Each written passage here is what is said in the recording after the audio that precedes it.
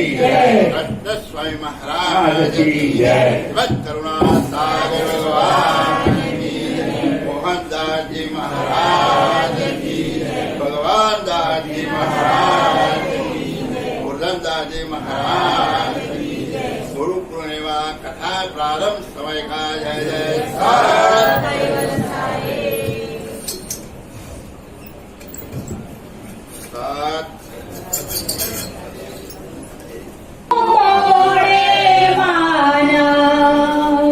गुणातीत गुण में राखी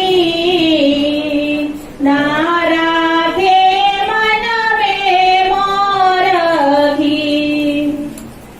આજે ગુરુ પૂર્ણિમાનો પવિત્ર દિવસ આખા હિન્દુ ધર્મની અંદર ગામે ગામ શહેરે શહેર દરેક મંદિર આશ્રમ જે સંપ્રદાયો મતપંથો દરેક જગ્યાએ ગુરુ મહિમાને આજે ઉપાસના ગુરુ વંદના ગુરુ પૂજન દરેક જગ્યાએ ચાલતું. આજનો દિવસ એક પવિત્ર અને પાવન દિવસ ગણવામાં આવે. કેમ કે જે ગુરુનો જે મહિમા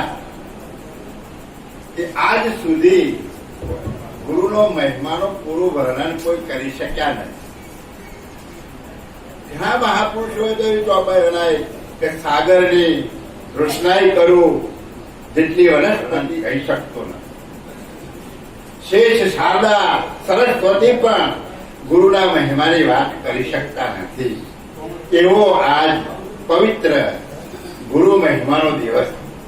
અને આ ગુરુ મહિમાના દિવસે દયાળુ આપણે જે આ જગતની અંદર આવ્યા છે એના માટે મહાન સજાનદાન સ્વરૂપ સર્જનહાર માલિક કૈવલ કરતાના પાટવી હંસ પરમ વિશેષ હંસ જેના આપણે પરમ ગુરુ તરીકે ઓળખીએ એ મહાપુરુષ આ ધરતી ઉપર ગુરુદેવ દેશની ભૂમિ ઉપર સારસા ગામની અંદર સારસાથી બાજુમાં વનખંડીની અંદર મહાસુદ બીજના દિવસે પ્રગટ થયા અને એમણે આ ગુરુના મહિમાની વાત કરી અને ગુરુ શું આપે છે, ગુરુ કયું જ્ઞાન આપે છે એનો મહિમા આપણને સમજાયો અને એ મહિમા આજે આપણે ગાવાનો છે અને સાંભળવાનો.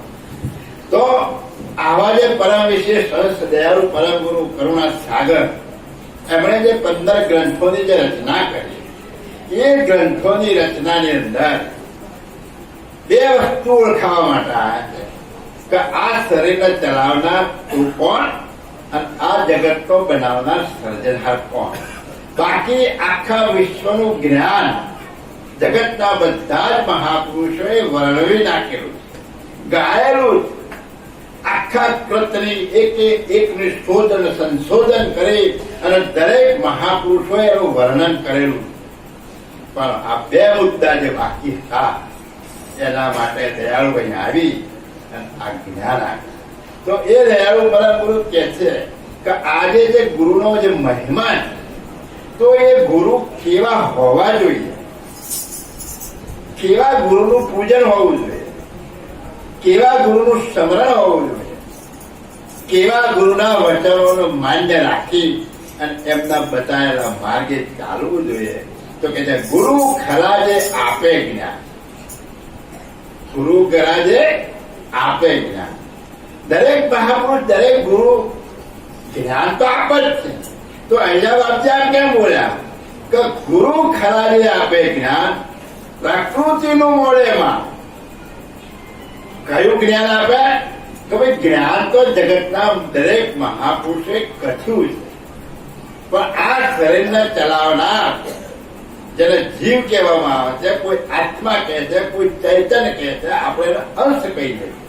તો આ મુદ્દો શું છે એનું જ્ઞાન આપી અને આ જગતનો ખરેખર સર્જનહાર માલિક કોણ છે એની ઓળખ આપવા માટે આ જગતમાં જેટલું પ્રકૃતિનું જ્ઞાન, જે ઉત્પન્ન થયેલા કૃતનું જ્ઞાન છે એ જ્ઞાન તરફથી તમારી ચાહના, તમારા વિચાર, તમારી માનંદી ફેરવી અને આ મુદ્દા પ્રત્યે લઈ જાય એ ગુરુ, ખરા ગુરુ જે આપે જ્ઞાન, આ જ્ઞાન જે આપે એ સાચા ગુરુ. કેમ સાચા? બધા ગુરુઓ સાચા જ છે, પણ ક્યાં સુધી?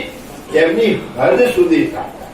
કોઈ ખોટું શીખવાડ્યું નથી, પણ એની જે હદ છે એ હદ સુધી સાચા છે. પણ આ બે મુદ્દા આ જગતમાં કોઈએ તાળી બતાવ્યા નથી, એને લઈ રહ્યા છે. એટલે કે છે કે પ્રકૃતિનું મોડેમાં ગુણાતીત ગુણમે નથી. આવો જે મુદ્દો જે છે, આ શરીરને ચલાવનાર જે ચૈતન્ય વસ્તુ છે અને જે સર્જનહાર માલિક છે એ ગુણાતીત રજોગુણ, તમોગુણ, સત્વગુણ, આ 3 ગુણથી આખું જગત વિધાયેલું ક્રિયા કરી રહ્યું છે. એ ક્રિયામાંથી બાદ કરી અને જેટલા તત્વો ઉત્પન્ન થયા છે એ તત્વાતીત જે મુદ્દો છે, ગુણાતીત ગુણમે દે રખી. આવો જે ગુણોથી પર, તત્વોથી પર તમારું જે સ્વરૂપ છે એ અને જગતના વિશે આખા જગતને બાદ કરતા, દરેક તત્વોને બાદ કરતા આખું જે સર્જનહાર માલિક, જે કરતા માલિક છે એને આ બે મુદ્દાને ગુણમે દે બતાવ્યું. આ ગુણો વાળું તમારું જે શરીર છે અને આ શરીર લઈને તમે આયા છો, આ ગુણો વાળા શરીરની અંદર તમે છો અને આ ગુણો વાળા શરીરમાં રહી અને એ તત્વાતીત મુદ્દા જે ઓળખ આપો એને ગુણાતીત ગુણમે દે ના રાખે મનમે મોરથી.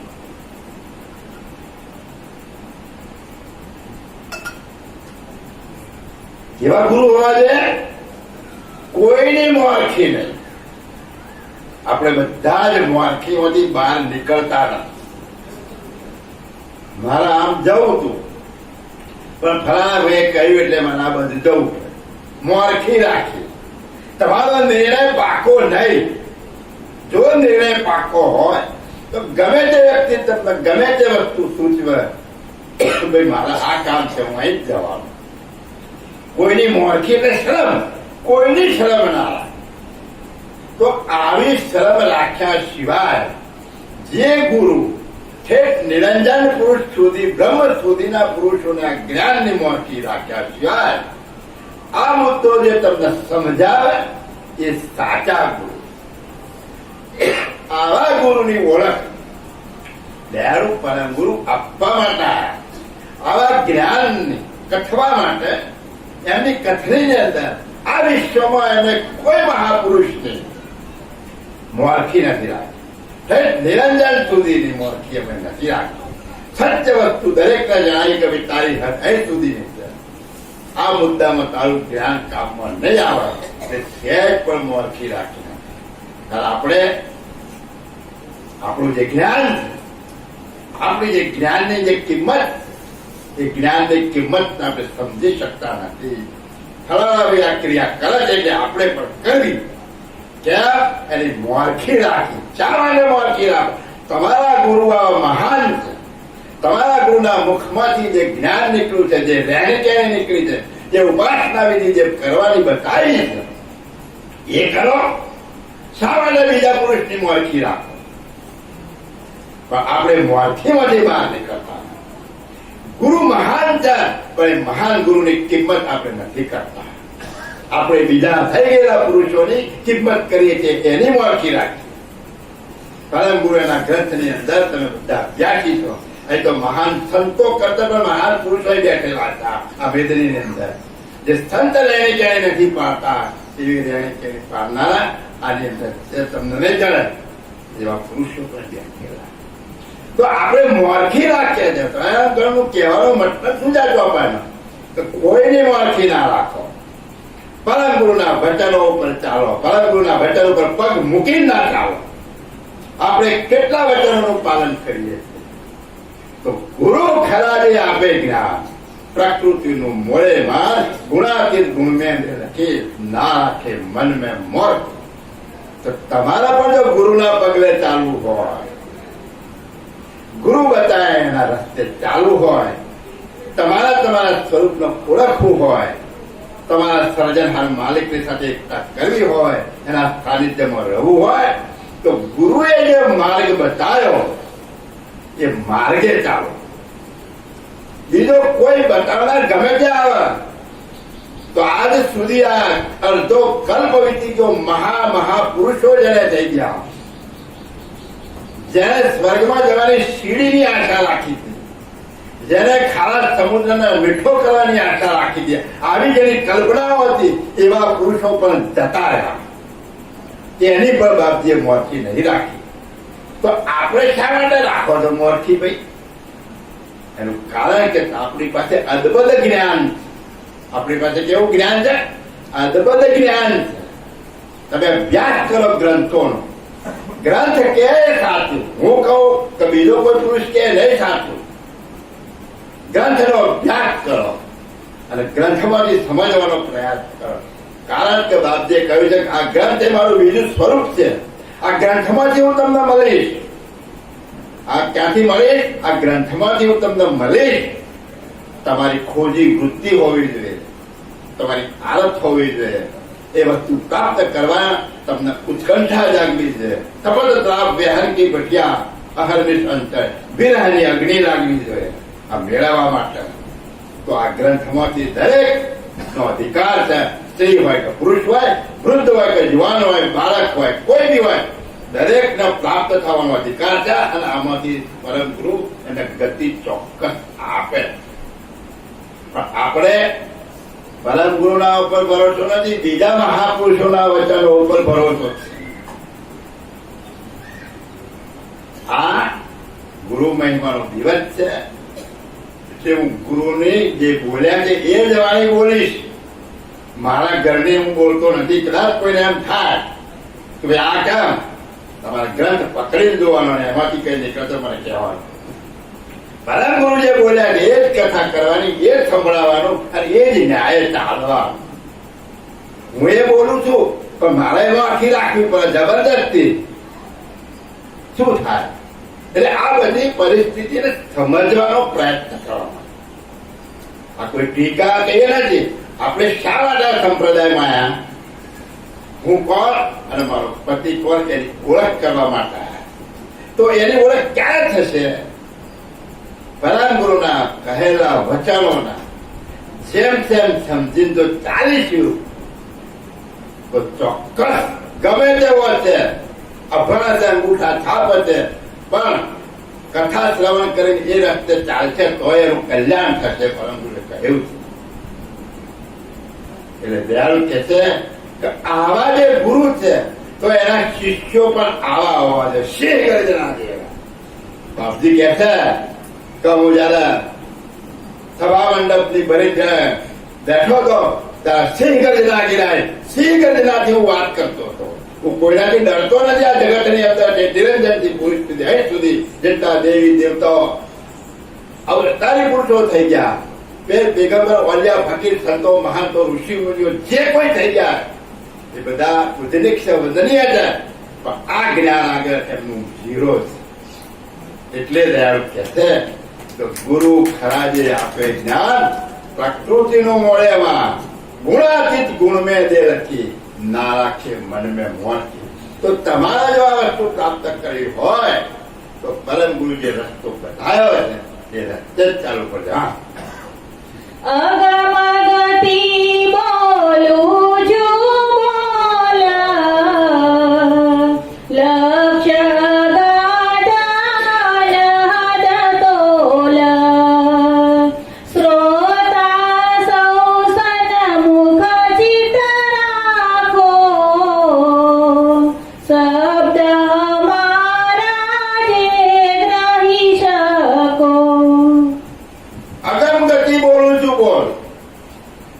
પરમ ગુરુ દયાળુ સર્જનહાર માલિક કૈવલના હુકમથી એ હુકમ સિર ઉપર ચડાઈ અને જગતના આ જ્ઞાન આપવા માટે જયારે અહીંયા પધાર્યા અને ચારે બાજુ દ્રષ્ટિ પથારીને જોયું તો આખું જગત ગુણોની અંદર, ક્રિયાઓની અંદર, ક્રિયા કર્મકાંડની અંદર મશગુલ બની અને પોતાના સ્વરૂપનું ભાન ભૂલી ગયા હતા. અહીં આવીને હું કહે છે કે અગમ ગતિ બોલું છું બોલ. આજ સુધીના જે મહાપુરુષો બોલી ગયા એના કરતા પણ હું અગમ ગતિની વાણી બોલું છું.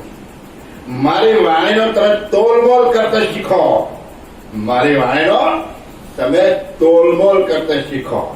એટલે કે છે કે લક્ષ્ય અગાધ અનાહદ તોલ. હું જે લક્ષ્ય લઈને આવ્યો છું, હું જે મુદ્દો તમને સમજાવવા આવ્યો છું તે અગાધ છે. એનું માપ માપી શકાય એમ નથી, સમજમાં આવી શકે એવો નથી. એવો મુદ્દો હું લઈને આવ્યો છું. અનાહદ તોલ, એનો કોઈ તોલ મોલ કરી શકે એવો નથી. એવા હું જે બોલ બોલું છું એ મારા બોલને જો તમારે સાંભળવાની શક્તિ હોય તો કે છે શ્રોતા તો સન્મુખ ચિત્ત રખો, શબ્દ હમારા જે ગ્રહી શકો. મારા શબ્દોનું જે ગ્રહણ કરી શકાય એવો પુરુષ હોય, આ સભાની અંદર જે પુરુષો આવ્યા છે એ મારા શબ્દોને ગ્રહી શકે, સમજી શકે એવા પુરુષોએ હું જે બોલું છું એ ચિત્ત દઈ અને તમારી સુરતાએ રાખી અને ધ્યાનથી સાંભળો. એક પણ શબ્દ ફેલ ના જાઓ. આ દયાળુ છે કે જે શ્રોતાઓ છે એ શ્રોતા કેવો હોવો જોઈએ કે વાણીનો એક એક શબ્દનો તોલ કરી અને ફેલ ના જાઓ. જો તમારી સુરતા બીજા જાય તો અધર થઈને જતું રહે. કશું આ તમારા પછી ક્યાં શું થયું? આપણે પરીક્ષાની અંદર તમે જોઈએ કે વિદ્યાર્થી હોય 40-50 બાળકો હોય, શીખવાડનાર એક જ શિક્ષક હોય અને દરેકને સરખું શીખવાડે, પણ તે ધ્યાનથી સાંભળી શીખે છે એ વગર વાંચે પાસ થાય છે. અને જે વિચારો જેને બહાર છે એ ગોખી મરી જાય તો એ પાસ થતો નથી. એટલે દયાળુ કહે છે કે શ્રોતા સો સન્મુખ ચિત્ત રખો, શબ્દ હમારા કહી શકો. હું એવા વચનો તમને બોલવા આવ્યો છું, હું એવું જ્ઞાન તમને આપવા માટે આવ્યો છું. તો મારા વચનોને તમે શાંતિથી સાંભળી અને તમે તોલમોલ કરી શકો. દયાળુ પરમ ગુરુ આપણને એક દ્રષ્ટાંત આપતા કહે છે કે શિયાળ અને વાઘ આ જંગલમાં રહેતા હોય. સિંહ, શિયાળ આ બધા જંગલમાં રહેતા હોય. એ દિવસે કોઈને દેખા દેતા નથી. આ બધા નિશાચર છે. રાતે જ બધા બહાર નીકળે, દિવસે આરામમાં હોય. પણ જયારે અવાજ કરે ત્યારે આપણે એને જોયો નથી કે કોણ છે, પણ એ અવાજ ઉપરથી આપણે એને બતાવીએ કે ભાઈ આ શિયાળ બોલ્યું અને આ સિંહ બોલ્યું. શેના ઉપરથી કહ્યું? એના અવાજ ઉપર. તો તમે આ ગ્રંથોના વચનો સાંભળી અને દુનિયાના દરેક મતપંથોના વચનો સાંભળો અને એ વચનો ઉપરથી નક્કી કરો કે શિયાળ બોલે છે કે સિંહ બોલે. કોણ કયું જ્ઞાન આપે છે, કઈ ગતિનું જ્ઞાન આપે છે, કયા ઘરનું જ્ઞાન આપે છે, એનો તમે તોલ મોલ કરતા શીખો. એટલે કે છે કે અગમ ગતિ બોલું છું બોલ. મારા જે વચનો છે એ અગમ ગતિના, એ તમે સાંભળો, ચિત્ત સન્મુખ રાખી અને એ વચનોને તમે સમજવાનો પ્રયત્ન કરો. આખું બ્રહ્માંડ જ્યારથી સર્જન થયું છે અનેક સંપ્રદાયો આયા ને ચલા ગયા, કેટલા ધર્મ આયા ને કેટલાય જતા રહ્યા. અત્યારે આપણે જે જ્ઞાન કથીએ છે જગતની અંદર તો 3000 વર્ષનું જ જ્ઞાન કથાય છે. એના આગળ તો યુગો જતા રહ્યા. કેટલો સમય થયો આ સૃષ્ટિને બને કોઈને ખબર નથી. આપણે જે સાલ ગણીએ છીએ એ તો આપણે કોઈ મહાપુરુષ, આપણે 2078 તો વિક્રમ રાજાથી શરૂ થઈ છે. હિન્દુ ધર્મની સાલ નથી.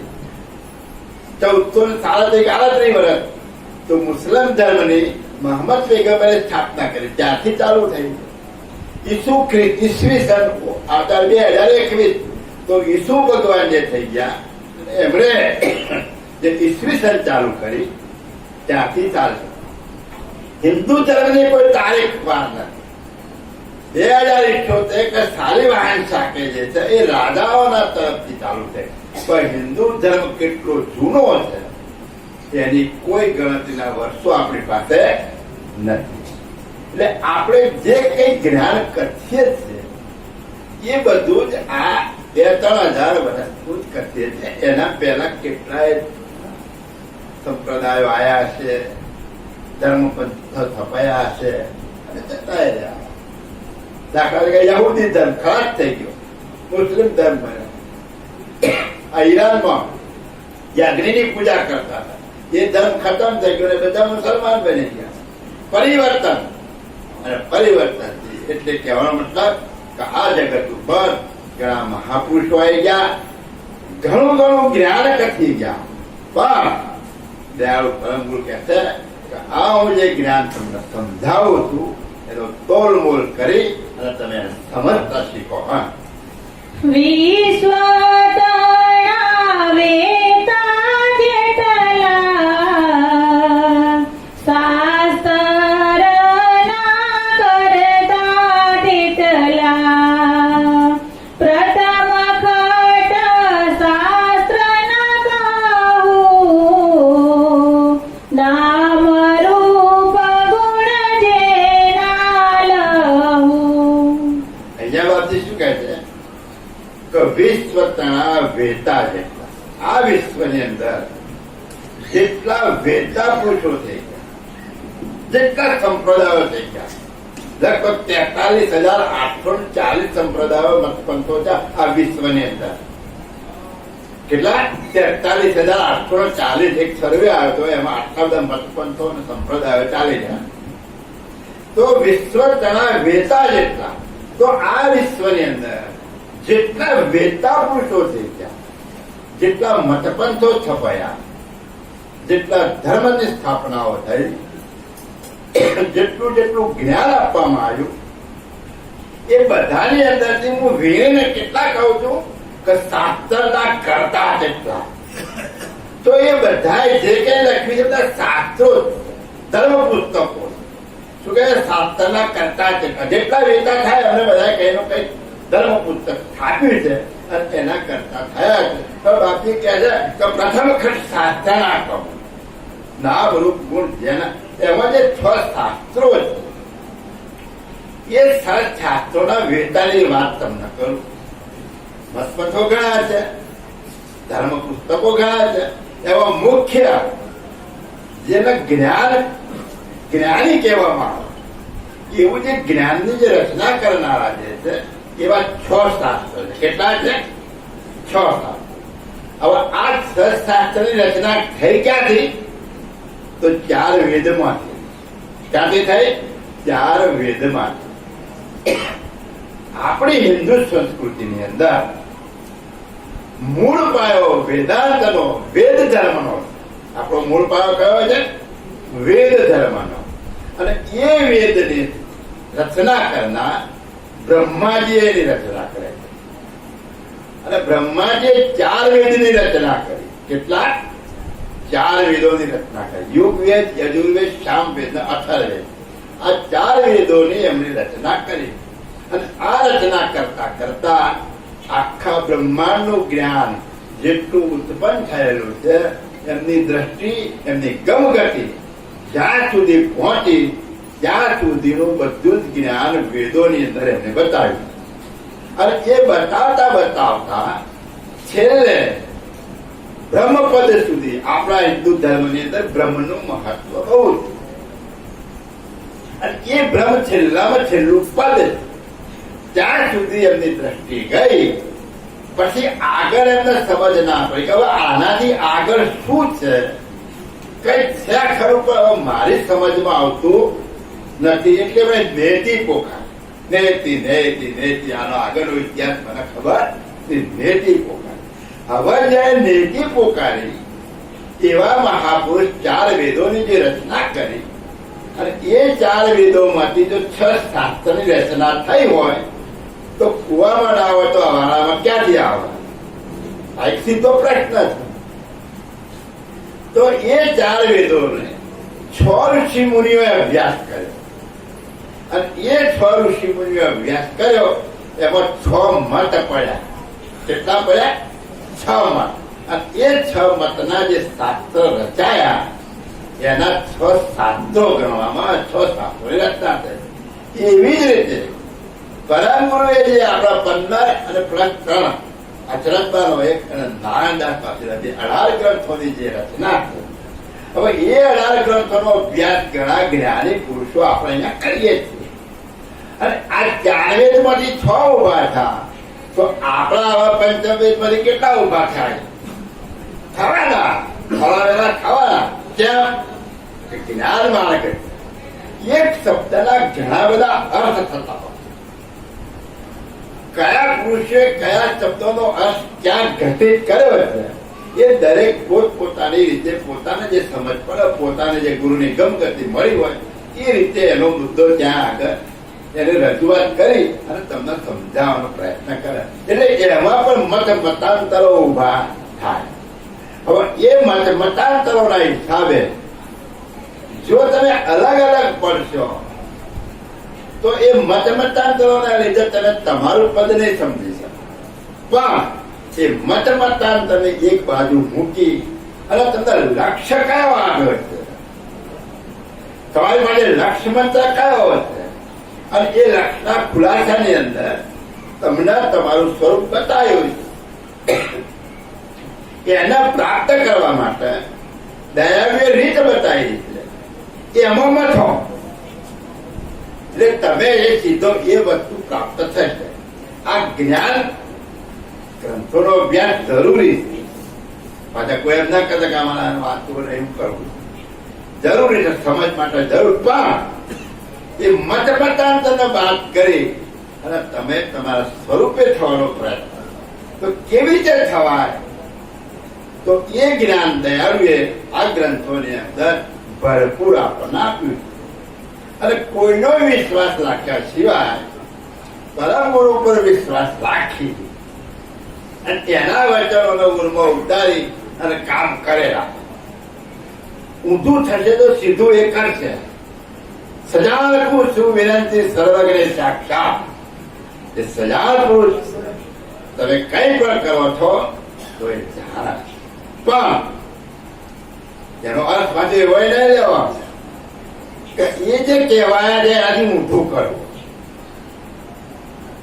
જેમણે ના કહ્યું હોય અને તો એ બધું જાણે જ છે, મારે તે માથું દબાઈને પછાડવું છે. તો પેલો કહે હું તને શું કહું છું, તું શું કરે છે? એટલે પોતે દુઃખી થાય કે હું શું કહેવા આવ્યો છું અને મારા ભક્તો કયા રસ્તે ચાલ્યા. એટલે તમારા લક્ષ્યની અંદર જે તમને જે મુદ્દો બતાવ્યો એ મુદ્દાને કઈ રીતે પ્રાપ્ત કરવો, કઈ રીતે સ્મરણ કરવું, એ સ્વરૂપે કેવી રીતે થવું એનું જ્ઞાન જે આપણને ગ્રંથમાં બતાવ્યું, અગાધ બોધમાં જ બતાવ્યું છે. કાબ કે કાજ ઉપાસના બરની રહેત કલાગત નારે નરની ગુરુ કે બોધ વચન કે દરના લક્ષ્ય આરાધન અહોનિશ કરના. તમને જે લક્ષ્ય આપ્યો એનું અહોનિશ આરાધન તમારી સતત સ્ફૂર્તા ત્યાં ચોંટાડી રાખ. કામ કરતા હરતા પડતા ચાલતા બોલતા દેતા તમે કૈવલ કૈવલનો જાપ જપો.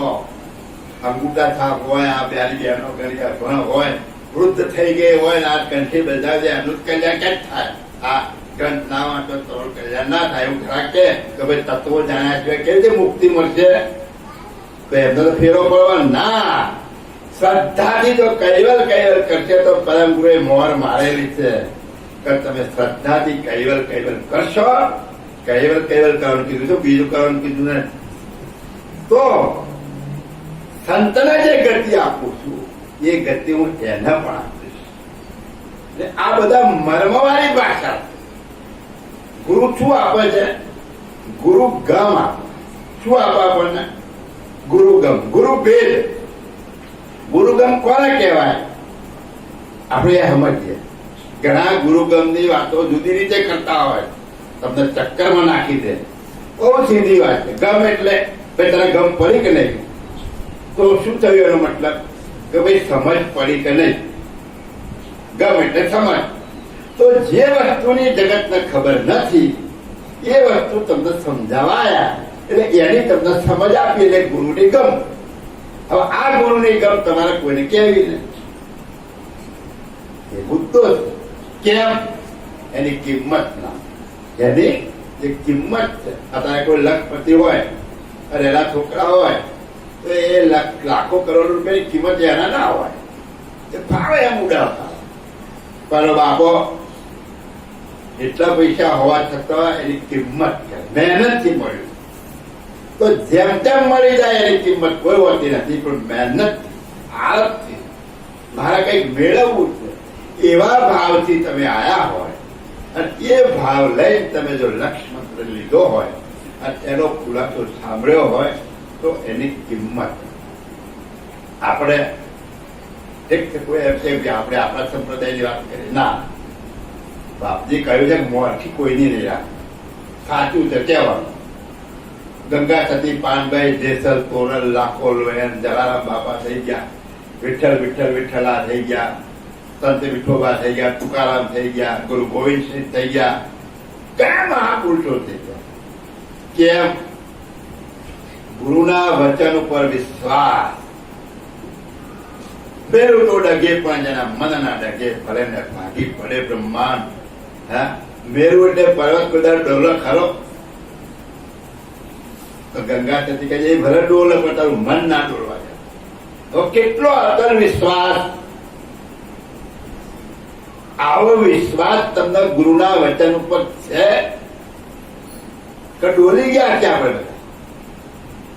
જે નથી ડોલ્યા અને જે પુરુષે જે વસ્તુ આપી છે ત્યાં સુધી પહોંચ્યા. ધન્યવાદ છે મહાપુરુષો. બાપજીએ વર્ણન કર્યું છે કે આવા મહાપુરુષોનો ધન્યવાદ છે કે મારું જ્ઞાન ન હોવા છતાં ઠેઠ બ્રહ્મ પદ સુધી પહોંચ્યા છે. સનકાદિકો હે બધા પહોંચ્યા ને, ઘણા પહોંચ્યા.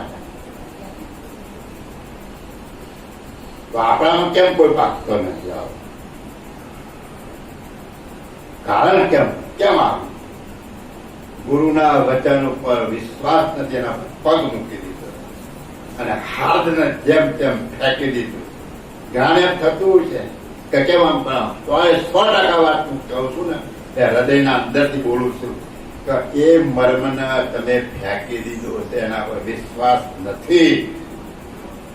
એક વીછીનો મંત્ર હોય અને એ વીછીના મંત્રને સાધ્ય કર્યો હોય તો એનો નિયમ તમારે પાળવો પડે. એક સાપનો મંત્ર હોય અને સાપનું ઝેર જો ઉતારતો હોય, સાપનો ભાન છે મંત્રની, ઝેરનો ભાન છે, ઝેર મારે ઉતરી દઉં એવું ભાન છે, ઝેર વસ્તુ છે, છતાં એ મનની અંદર બોલે છે, સંભળાવતો નથી તો એ સામેલાનું ઝેર ઉતરી જાય છે. કેમ ઉતરી જાય છે? એની રેણી પાડે છે કે રીંગણ નહીં ખાવા, મોગરી નહીં ખાવી, કીડીઓની લાઈન હોય તો અરડવાની નહીં, મકોડાની લાઈન હોય તો અરડવાની નહીં, અને દર વર્ષે સિદ્ધ કરવાનો તો એ મંત્ર કામ કરે છે. તો તમને બાપજીની સાથે રેણી આપી છે, કોણ પાડે? તો પછી ક્યાંથી મંત્ર કામ કરે? તમારો મંત્ર તો આખા બ્રહ્માંડ ભરની અંદર 14 લોકની અંદર જેની પાસે નથી એવો શ્રેષ્ઠ મંત્ર. કેવી રીતે? કે આ 14 લોકની અંદર 84 લાખ પ્રકારના જે ઘાટ અને અનંત બ્રહ્માંડ ની અંદર જેટલા તત્વો છે એ બધા તત્વોને ચલિત કરનાર, એ ઘાટોને ચેતન રાખનાર જે મુદ્દો છે, અનંત ઘાટને જીવિત કોણ રાખે છે? તમને જીવન કોણ જીવાના છે? શરીરને જીવાના કોણ? પ્રણવથી જીવો છે ને. જગત વાળા પ્રણવ તો બોલી ગયા છે, પણ પલંગુ એ કેવા પ્રણવની વાત કરી, કેવી બનાવટ છે, કેવી પોખરી છે, બધું વાત કરી. અને આ જ્યાંથી ઉદ્ભાવ્યો છે અને જેમાં સમાય છે એ સ્ટેજ ઉપરનો મંત્ર તમારો છે. તો એ મંત્રને સાધ્ય કરો તો આખું 14 બ્રહ્માંડ તમારી મુઠ્ઠીમાં હોય કે ના હોય, પણ તમને વિશ્વાસ નથી. જેમ તેમ બીજું અમારી વાત થઈ તો બે મંત્ર તો જાહેર કરેલો. તો પૂછ્યું એક મહાપુરુષ છે, મોટા મહારાજ, કે ભાઈ અચ્છા તો કે અમને પણ ખબર પડી. તો પરમગુરુએ ભૂલે જ કરી ને. પરમગુરુને આવી ખબર નહીં હોય કે બધી ખબર પડી જશે. કાનમાં કહેતો તો એને જાહેર ના કરતે, કોઈ ના ખબર પડે. આવો તરફ થાય ના થાય, ના થાય. પરમગુરુએ ભૂલ કરી. પરમ ગુરુ તો હજારો સોગંદ આપ્યા. એક કબીર સાહેબે સોગંદ આપ્યા. અરે અહીં તમે કંઠી ઉપદેશ લેવા જાવ ત્યાં સોગંદ આપવામાં આવે કે તું આ કોઈ કહેતો નહીં, તું વિચારી રાખજે. તો જે પાકવા છે એનું પાકે છે, અને જે ફટક્યું છે એ ફૂટી જાય છે, નથી પાકતું. તો દયાળુ કે છે કે આ જે શાસ્ત્રના જે વેતા છે એ મહાપુરુષો આ જ્ઞાન જે કસી ગયા એમાં પણ મહાપુરુષો થઈ ગયા. તો મારું જ્ઞાન તો એનાથી અઘાત ગતિ વાળું કોઈ કશું નથી. એવો મુદ્દો હું લઈને આવ્યો. હા, આજ ગુરુનો મહિમા છે. આપણા ગુરુ આવા મહાન છે. આવી મહાન વસ્તુ લઈને આવ્યા, છતાં આપણે એનો દોષ કરીએ, ત્યાંથી મેળ ના પડે. હા, ન્યાય કહે ન્યાયે ચાલતે, નિસ્તર સોઈન્દ્રી જતમતે, મીમાંસા કહે મન વશ કરે, પામે ભોગ સકલથી સરે. ન્યાયશાસ્ત્ર ગૌતમ મુનિએ ન્યાયશાસ્ત્રની રચના કરી અને એમણે કહ્યું કે તમે ન્યાયથી ચાલો, તમે ખરું ખોટું કઈ કરતા નહીં, ન્યાયથી ચાલો અને તમારી ઇન્દ્રિયોને જતમત રાખો. આ ઉપર ઉપરનું વાપરી બોલે, આખું વિસ્તાર કરવા જાય તો એક શાસ્ત્રનો અઠવાડિયું અથવા કથા ચાલે. તો કે તમે ઇન્દ્રિયોને જતમત રાખી અને તમે ન્યાયથી ચાલશો એટલે તમારું કલ્યાણ થઈ જશે. આ મત એમણે કર્યો. મીમાંસા કહે મનવશ કરે, પામે ભોગ સકલ. મીમાંસાવાદી કહે છે કે ભાઈ તમે મનના વશ કરી દો, અને મનના વશ કરશો તો દુનિયાના જેટલા ભોગ ભોગવનારા છે એનાથી તમે વિશેષ ગતિ પ્રાપ્ત કરી શકશો. બસ તમે તમારા મનના વશ કરી દો એટલે તમારું કલ્યાણ થઈ જશે. એને આ સમજાય. વેદાંત કહે છે મજવાદી, દિશે કત માયાનું સહી, દ્રષ્ટ પદાર્થ કહેવા કાય, કુવેર નામ રૂપ ગુણ તે માય. વેદાંત કહે છે એમ જ કરતી. તો ત્રીજું વેદાંત શાસ્ત્ર વ્યાસ મુનિએ રચના કરી. શું કહે છે કે દ્રશ્ય કૃત માયાનું, આ બધું દેખાય છે માયાનું કૃત છે. સહેજા સહેજ થાય છે, સહેજા સહેજ ખરમ થાય છે. આનો ઉત્પન્ન કરનાર કોઈ છે જ નહીં. આ એક ભ્રાંતિ છે, આ છે જ નહીં. તમને ખાલી દેખાય છે, તમારું મનથી દેખાય, બાકી આ કશું છે જ નહીં. વેદાંત વળી આવું છે, આવું એને વળગાડી કે તમે આ કશું છે જ નહીં. ખાવા એમ ફરો, કોઈ તમને પાપ કોઈ લાગતું નથી, જલસા કરો, કશું લાગતું કશું નહીં. બધામાં બ્રહ્મ સિવાય બીજું કોઈ દષ્ટ પદાર્થ કેવા કા. આ જેટલો દષ્ટ પદાર્થ છે એની અંદર વાતી કે છે કુવેર નામ રૂપનું તેના. કુવેર સ્વામી કહે છે કે આ બધો નામ રૂપ અને ગુણનો વ્યવહાર. આ બધો કેવો છે? નામ રૂપ અને ગુણ. ઘણા કહે છે કે ભાઈ નામ રૂપ ગુણ વાત કરતા આ ત્રણ પદ છે, નામ રૂપ અને ગુણ. આ ત્રણ વાત કરતા ચોથું પદ અવિનાશ. ચોથું પદ કેવું? અવિનાશ, જે નાશવંત નથી, કાયમ માટે. તો આપણે પ્રજાપતિ હોય એ માટી લાવે અને માટીમાંથી એને પલાળી કુંદી બરાબર બનાવ અને સવારે ચાકડા ઉપર નાખી અને એનો ઘાટ ગળે. હવે ઘાટ ગળ્યો એટલે એનું નામ પડ્યું. હવે ઘાટ ગળ્યો એટલે એનું નામ માટલું પડ્યું. શું થયું? કેમ નામ પડ્યું માટલું? આકારનું નામ પડ્યું. આકાર બન્યો એટલે એનું નામ માટલું પડ્યું. હવે માટલાનો ગુણ શું? તો કે પાણી ભરો. તો નામ રૂપ અને ગુણ ઉભું થયું. હવે માટલાને ફોડી નાખે તો હવે એને માટલું કહેવાય? ઠીક થઈ બરાબર છે.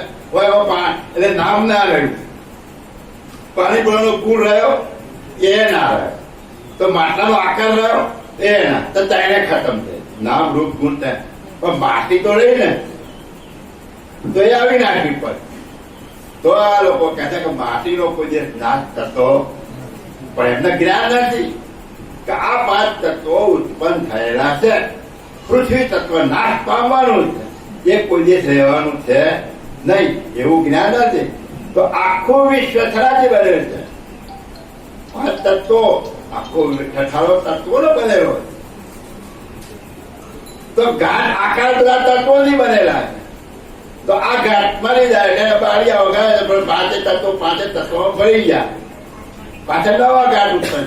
તત્વો એક દિવસ નાશ થવાના, એ કાયમ રહેવાના નથી. એટલે ચોથું પદ તત્વોમાં અણુ પરમાણુમાં લઈ જાય છે કે આ અણુ પરમાણુ કાયમ રહે છે, નાશ થવાનો નથી. એ રીતે આ જગત રહેવાનું છે. બાકી તો આ બધું છે છેદા છે થાય છે, આનો બનાવનાર કોઈ નહીં, એક જાતની ભ્રાંતિ છે. એટલે આપણી કહે છે કે નામ રૂપ ગુણ થી વાત કરી અને લોકો છૂટી ગયા છે, પણ ખરેખર નામ રૂપ ગુણ વાત કરવાથી વાત થતું નથી. ઘણા તત્વો એવા રહેલા, એ બાપજીનો જો પંચમ વેદ તમે વાંચો તો એની અંદર સંપૂર્ણ જ્ઞાન તમને મળા. પાતાંજલિ તે પંડને ગ્રહે સાદે પ્રાણ કહી દિન રણે સામ્રત વદે સરાય સીત જાણો એ જ પરમ પદ નિદ. પાતાંજલિ તે પંડને ગ્રહે સાધે પ્રાણ કહી દિન રહે. પાતાંજલિ શાસ્ત્ર શેષ નારાયણ પંતજલિ મુનિ થઈ ગયા, એનું શેષ નારાયણ નામ છે. તેમણે આ યોગ શાસ્ત્રની રચના કરી. અને એ યોગ શાસ્ત્રની રચના કરતા આ શરીરના એક નાડી નખ રૂવાટેનું જ્ઞાન કરતી એ પ્રાણાયામ દ્વારા યોગ માર્ગમાં ગયા. અને યોગ માર્ગ દ્વારા આ શરીરની અંદર જે 7 ચક્રો રહેલા છે, એ 7 ચક્રોને વેધી બ્રહ્મરંધ્રની ભવલ ગુફામાં જઈ અને જ્યોતિ સ્વરૂપ પ્રકાશ, કોઈ બ્રહ્મ, કોઈ નાદ, જેને જે હાથમાં આવ્યું ત્યાં આગળ સ્થિર થયા. ત્યાં આગળ સ્થિર થયા. એટલે કે છે કે આ પાતાંજલિ આ માર્ગ અપનાવી અને આ શરીર દ્વારા એ યોગ માર્ગમાં જવાથી આ શરીરના હજારો વર્ષ સુધી રાખે. કેટલા સુધી? હજારો વર્ષ સુધી રાખે.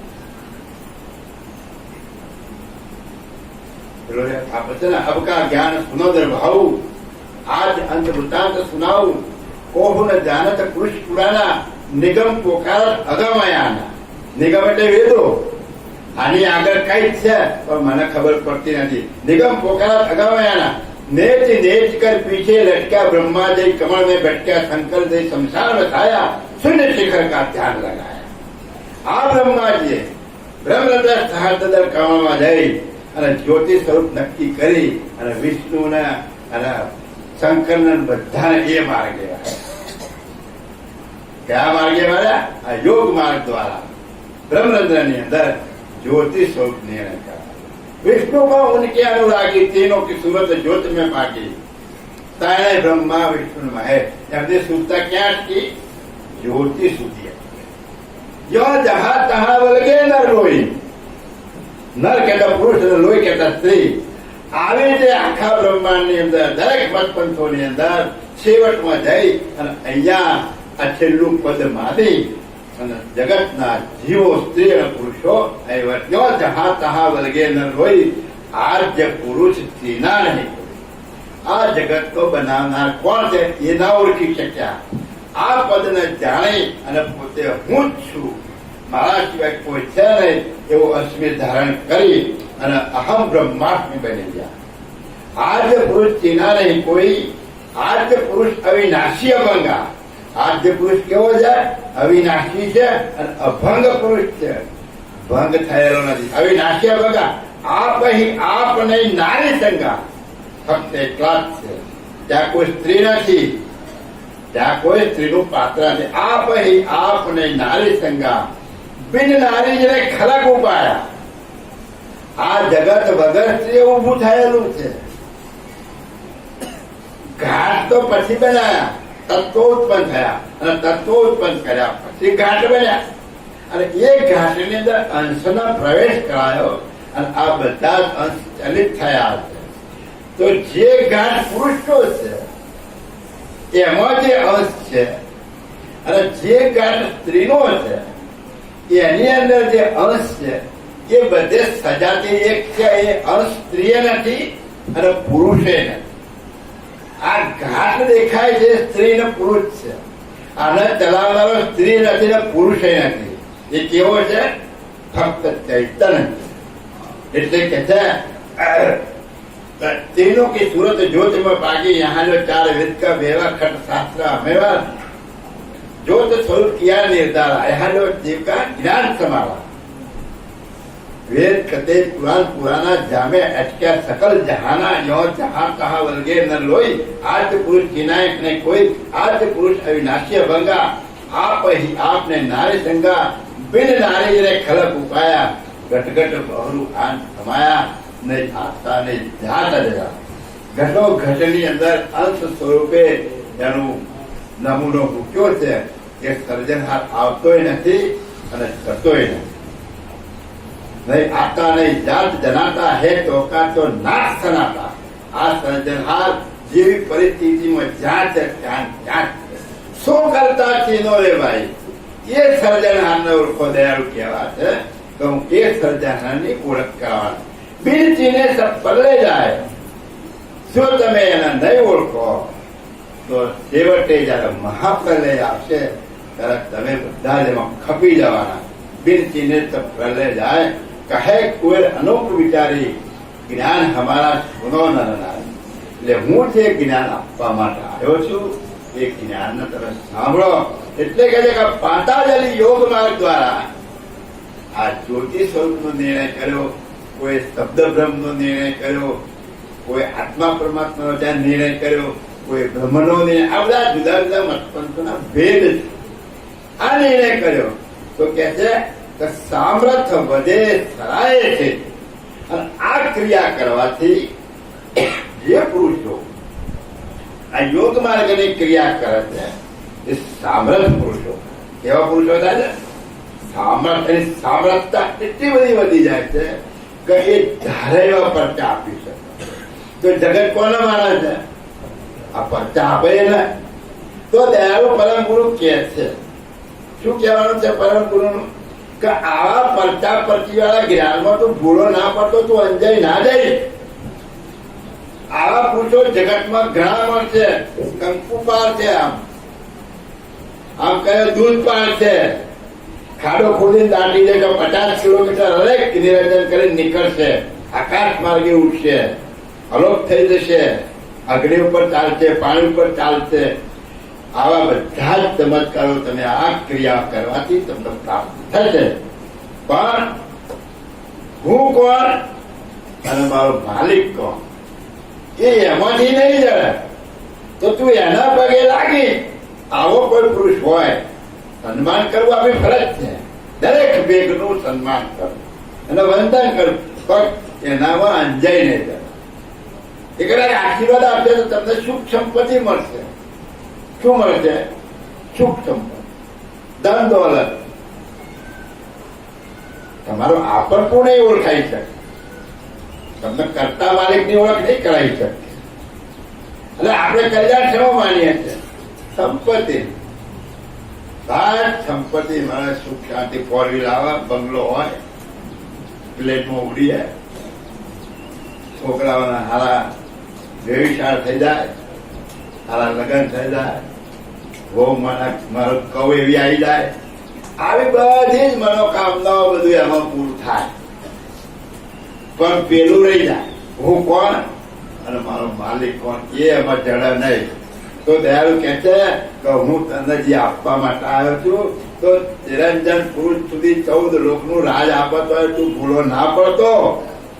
ફક્ત તારો લક્ષ્ય ઉપર ધ્યાન રાખજે તો હું કોણ, મારો માલિક કોણ. કોઈને મારથી બનાવીશ જો મારી પાસે આવવું હોય તો, જો તારા આપણું જાણવું હોય તો, જો કરતા કૈવલની મોજ લેવી હોય તો કોઈને ભ્રમણામાં ના જઈશ. મારા કહેલા વચનોને પણ માની અને હું જે માર્ગ બતાવું છું એ માર્ગના વચનો પર વિશ્વાસ રાખ. મેં જરા દર વસ્તુ તમને સમજાયું.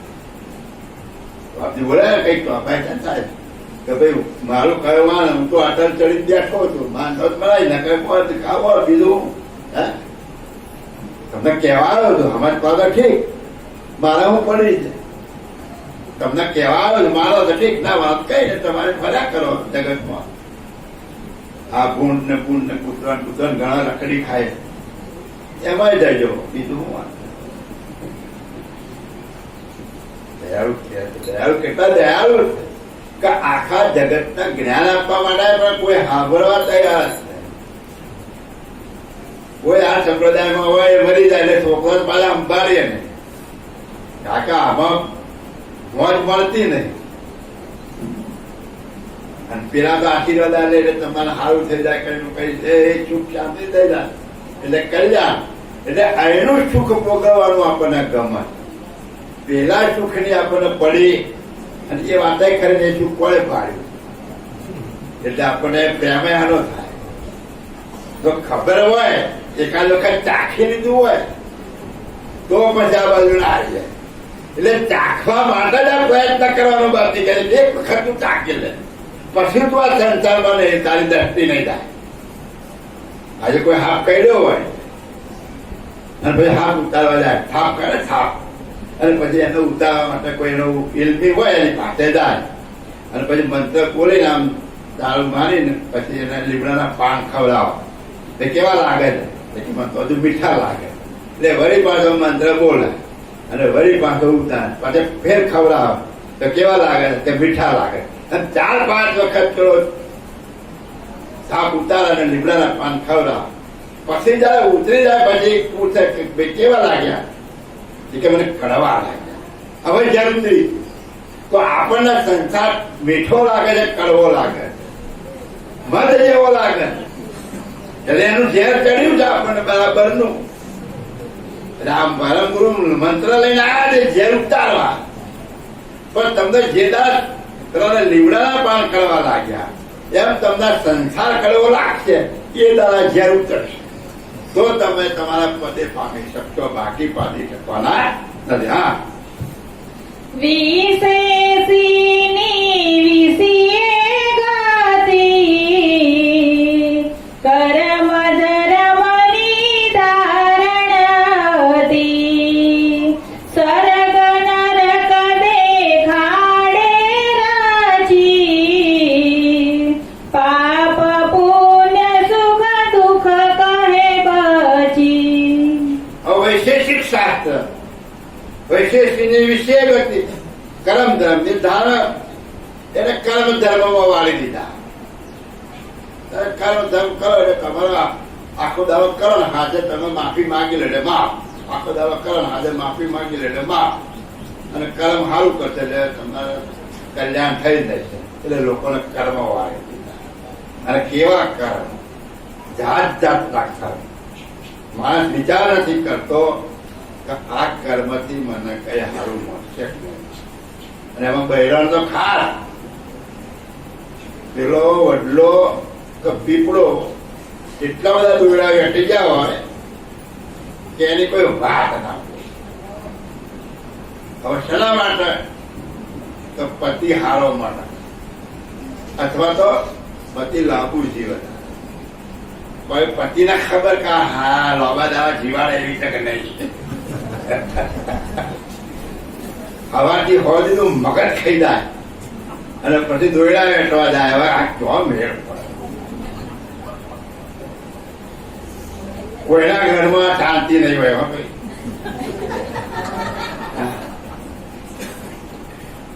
આટલી ઉંમર થઈ હોય તો ખબર ના પડતા 75 વર્ષ તો અમે ખબર નહીં પડે. કચકચ ના કરશો. છોકરો કે હવે બાપા તમને ના ખબર પડે કચકચ મેળો. હવે એમને જે તમે આખા 75-70 વર્ષ તું જે કઈ તમારો અનુભવ હોય એ અનુભવ તમે છોકરોને કહો એટલે કે આ તમે કચકચ કરો. ક્યાં મેળ પડે એવું કશું તો પુરુષો કેમ વ્રત નહીં કરતા હોય? સારું બૈરું મળે એના માટે. પેલો વ્રત કરે છે, સારું મળે છે તો એને ગમતો નહીં. અને આ એકાય વ્રત કરતો નહીં, જે મળે છે એને નપાઈ લે તો હારા નહીં બિચારા પુરુષો. એટલે કહેવાના વાળા આ વૈશેષિક શાસ્ત્રની આ વિષય વાર્તાની ગતિ છે. અને એને કર્મ ધર્મમાં બાજે સારું કર્મ કરો એટલે તમારું કલ્યાણ થઈ જાય. એટલે કર્મ કર્યા કરે. હા, બધા જગતની અંદર જુદા જુદા પ્રકારનો કર્મ કરી અને બધી પોતાના આત્માને સંતોષ માની કે ભાઈ મને મળી જાય. એટલે જીવતા ગુરુ તને ભૂખે મારતો હોય તો મળ્યા પછી સ્વર્ગ બતાવે એ ગુરુ હું કામનો. હે, ભૂખે મરતો હોય ગુરુ જોતા કે આ બચારો મારો સેવો બહુ ગરીબ છે તો ભાઈ સુખી કરી દે ને બાપા, આશીર્વાદ આને બધો પગે લાગી સગલા પડ્યા છે આશીર્વાદ સાથે બધા. અને પેલો ને એમ થઈ જાય કે મહારાજ તો બધો ઢગલા પણ આપી જાય છે. આશીર્વાદ તમારું જ્ઞાન, તમારી નીતિ, તમારું કર્મ તમને સુખી કરશે. કોઈના આશીર્વાદથી કોઈ સુખી થાય. જેવું કરશો એવું મળે. જેવું કરવું કર્મ તમારું હશે એવું તમને પ્રાપ્ત થશે. બાકી એટલે કર્મ ધર્મમાં કોઈને બાજા વળી કહે છે કે સ્વર્ગ નરક દેખાડે નથી, પાપ પુણ્ય સુખ સુખ કહે. સ્વર્ગ અને નરક બતાવ્યું કે ભાઈ આવું કરશો તો તમને સ્વર્ગ મળશે, આવું કરશો તો તમને નરક મળશે. કેવી બેક બતાવી. જો ખરાબ કર્યું તો તમને ઉકળતા તેલમાં તળવામાં આવશે. આવા એક એક વેટ લાંબા કાંટામાં તમને ઉઘાડા પગે ચલાવવામાં આવશે. પાટ અને પરુની નદીમાં તમને નાખશે. એટલે બ્રાહ્મણોએ રસ્તો ખોદી કાઢ્યો. કશો ગભરાતા નહીં, હવે બેઠા છે તમારી મદદમાં. એ મરી જાય એટલે અમને બધું આપી દેજો એટલે હવે તો પહોંચાડી દઈશું. ગાય આપ્યો એટલે પાઠ અને પરુની નદી પૂછડું પકડાઈ દઈશું એટલે પેલી બાજુ જતા રહે. ચંપલ આવે છે એટલે બધા કાંટામાં ચલાવશે એટલે પહેરાઈ દઈશું એટલે કાંટા જતા રહે. હે, છત્રી આવે છે એટલે તાળકો નહીં લાગવા દઈએ. બોલો, ઠેકો લીધો ને આપણે પાછા માનીએ છીએ કે મારા બાપાના જઈને આવી જાવ જો મળી જાય. જીવતા તો ખાવાનું આવ્યું નહીં. પ્રભુઓ બારે બારે મરી ગયો, કદાચ ભૂખ લાગી જાય. ઝાડા થઈ ગયા ખવાય નહીં. કદાચ ઝાડા થઈ ગયા પેલા ભૂખ લાગી એટલે ખાવા થાય. એમને ખબર છે મરી જશે એટલે ખાટલા મૂકી પોકી જાય ભલે ભૂખે મરતા. આ દયાળુ પરંતુ અંધશ્રદ્ધાઓથી બહાર કાઢવા માંગે નથી રહ્યા છે. તમને તમારી જે અંધશ્રદ્ધા છે, જીવતા જીવ મા બાપની સેવા કરો. જીવતા જીવ તમે એની સેવા કરો, એમને ખવડાવો પીવડાવો, જે ઈચ્છા એની પૂરી કરો. પછી મરી ગયા પછી કશું જ નહીં આપણને પાપ લાગે તો આપણી ગેરંટી પરમ ગુરુની ગેરંટી. બધું પાપ પરમ ગુરુમાં. જીવતા તમે જે કરવું એ કરો. એમ જીવતા તમે દુખી દુખી કરી નાખ્યો હોય અને પછી કે મને બાપા નળ જીવતા તમે એના ઘરે મર્યા પછી નળ ગોખડા બેહારવો પડે. 12 મહિને ઉખડી ધરાવી પડે ને તો નળ પડે. એટલે અવગતે કોને મોકલ્યો? તમે મોકલ્યો. જો સારી રીતે સેવા કરી હોય તો હા તમારું સારું સંયોજન કરી જાય બચારો. એટલે કહેતા આ પાપ અને પુણ્ય અને સુખ અને દુઃખ ની વાત આ વળગાડી. હા, આ વૈશેષિક શાસ્ત્ર વાળા બધા આ પાપ અને પુણ્ય નું વળગાડી દીધું. હવે કોને જોયું? એટલે એનો મતલબ એવો ના સમજતા કે આપણે પુણ્ય નહીં કરવું. दया धर्म का मूल है, पाप मूल अभिमान. तुलसी दया न छोड़िए जब तक घर में राम. કોઈ તરસ્યું હોય પાણી પાવું પડે. કોઈ કૂતરું હોય, કોઈ બિલાડું હોય, કોઈ પશુ પંખી હોય એના પાણી મૂકીએ, ચણ નાખીએ, આ બધું કરવું જ જોઈએ. પણ આ તો જે ઠેકો લઈને બેઠા આ બધું કરો, ખાટલામાં મૂકો, અમે ત્યાં પોકાડી દઈએ, એ ખોટું. બાકી કોઈની સેવા કરવાનું છે તો તમને મળશે. કાકેનો અંતરનો આશીર્વાદ મળશે. એક નાલાયક માણસ ભૂખ્યો હોય 2 દિવસનો, એને જો તમે ખવડાવો ને તો એ અંતરથી આશીષ બોલે, હાય તારું હારું, ભલે એ ગમે એનું કર્મ એને ભોગવવાનું, પણ એના અંતરમાંથી તમારા માટે સારો આશીષ નીકળશે. એટલે દયાળુ કહે છે કે આ બધા શાસ્ત્રોની અંદર કોઈ મનોવશ કરવાનું કીધું, કોઈ યોગ માર્ગમાં જઈ અને જ્યોતિર્ંદ્રમાં જઈ અને તમે જ્યોતિને પ્રાપ્ત કરો, સિદ્ધિઓ પ્રાપ્ત કરો, જગતના સિદ્ધિઓ બતાવો, તમારા યશોગાન ગવા છે. કોઈ આ પાપ પુણ્યની વાત બતાવી, કોઈ નરક અને સ્વર્ગની વાત બતાવી. આવી બધી જુદી જુદી માનવીઓની અંદર આ 6 શાસ્ત્રની રચના કરી આખા જગતના જીવાત્માઓને આમાં ફસાયેલા. કહેવાનું કારણ શું છે બાપજીનો? કે આ બધું કરવાથી તમારું કલ્યાણ નહીં થાય, તમારા સ્વરૂપની અને માલિકની ઓળખાણ નહીં થાય, પણ હું આ શાસ્ત્રોના જ્ઞાનને બાદ કરતા તમારું કલ્યાણ કેવી રીતે છે, તમારા સ્વરૂપને કેવી રીતે તમારે જાણવા મળશે, એની અનુભૂતિ કેવી રીતે થશે અને સર્જનહાર માલિકના સાનિધ્યમાં કેવી રીતે જશો, એ જ્ઞાન હું લઈને આવો. મારા પાસે કર્મકાંડનું જ્ઞાન નથી, મારી પાસે સિદ્ધિનું જ્ઞાન નથી, પણ તમે સ્વરૂપે થશો તો બ્રહ્માંડ ભરની સિદ્ધિઓ તમારા પગમાં આરોટશે, એ તમને ખ્યાલ નહીં. જો તમે સ્વરૂપે થશો તો 14 બ્રહ્માંડો તમે અહીં બેઠા જાણી શકશો. પેલી સિદ્ધિઓ તો સાધ્ય કરવી પડશે, આને સાધ્ય નહીં કરવી પડે. એક વખત તો તમારી ચિંતા પહોંચી ગઈ, પછી એક વખત કાશ્મીર ગયા હોય તો પછી કાશ્મીર જવું તો વાર કેટલી, તમારી ચિંતા તરત પહોંચી જાય છે. પહોંચી જાય કે ના પહોંચી જાય, એમ આ પણ મુદ્દો એવો છે કે એક વખત એની આનંદ તમે રાખી લે. અખંડ સુખ આને કહ્યું.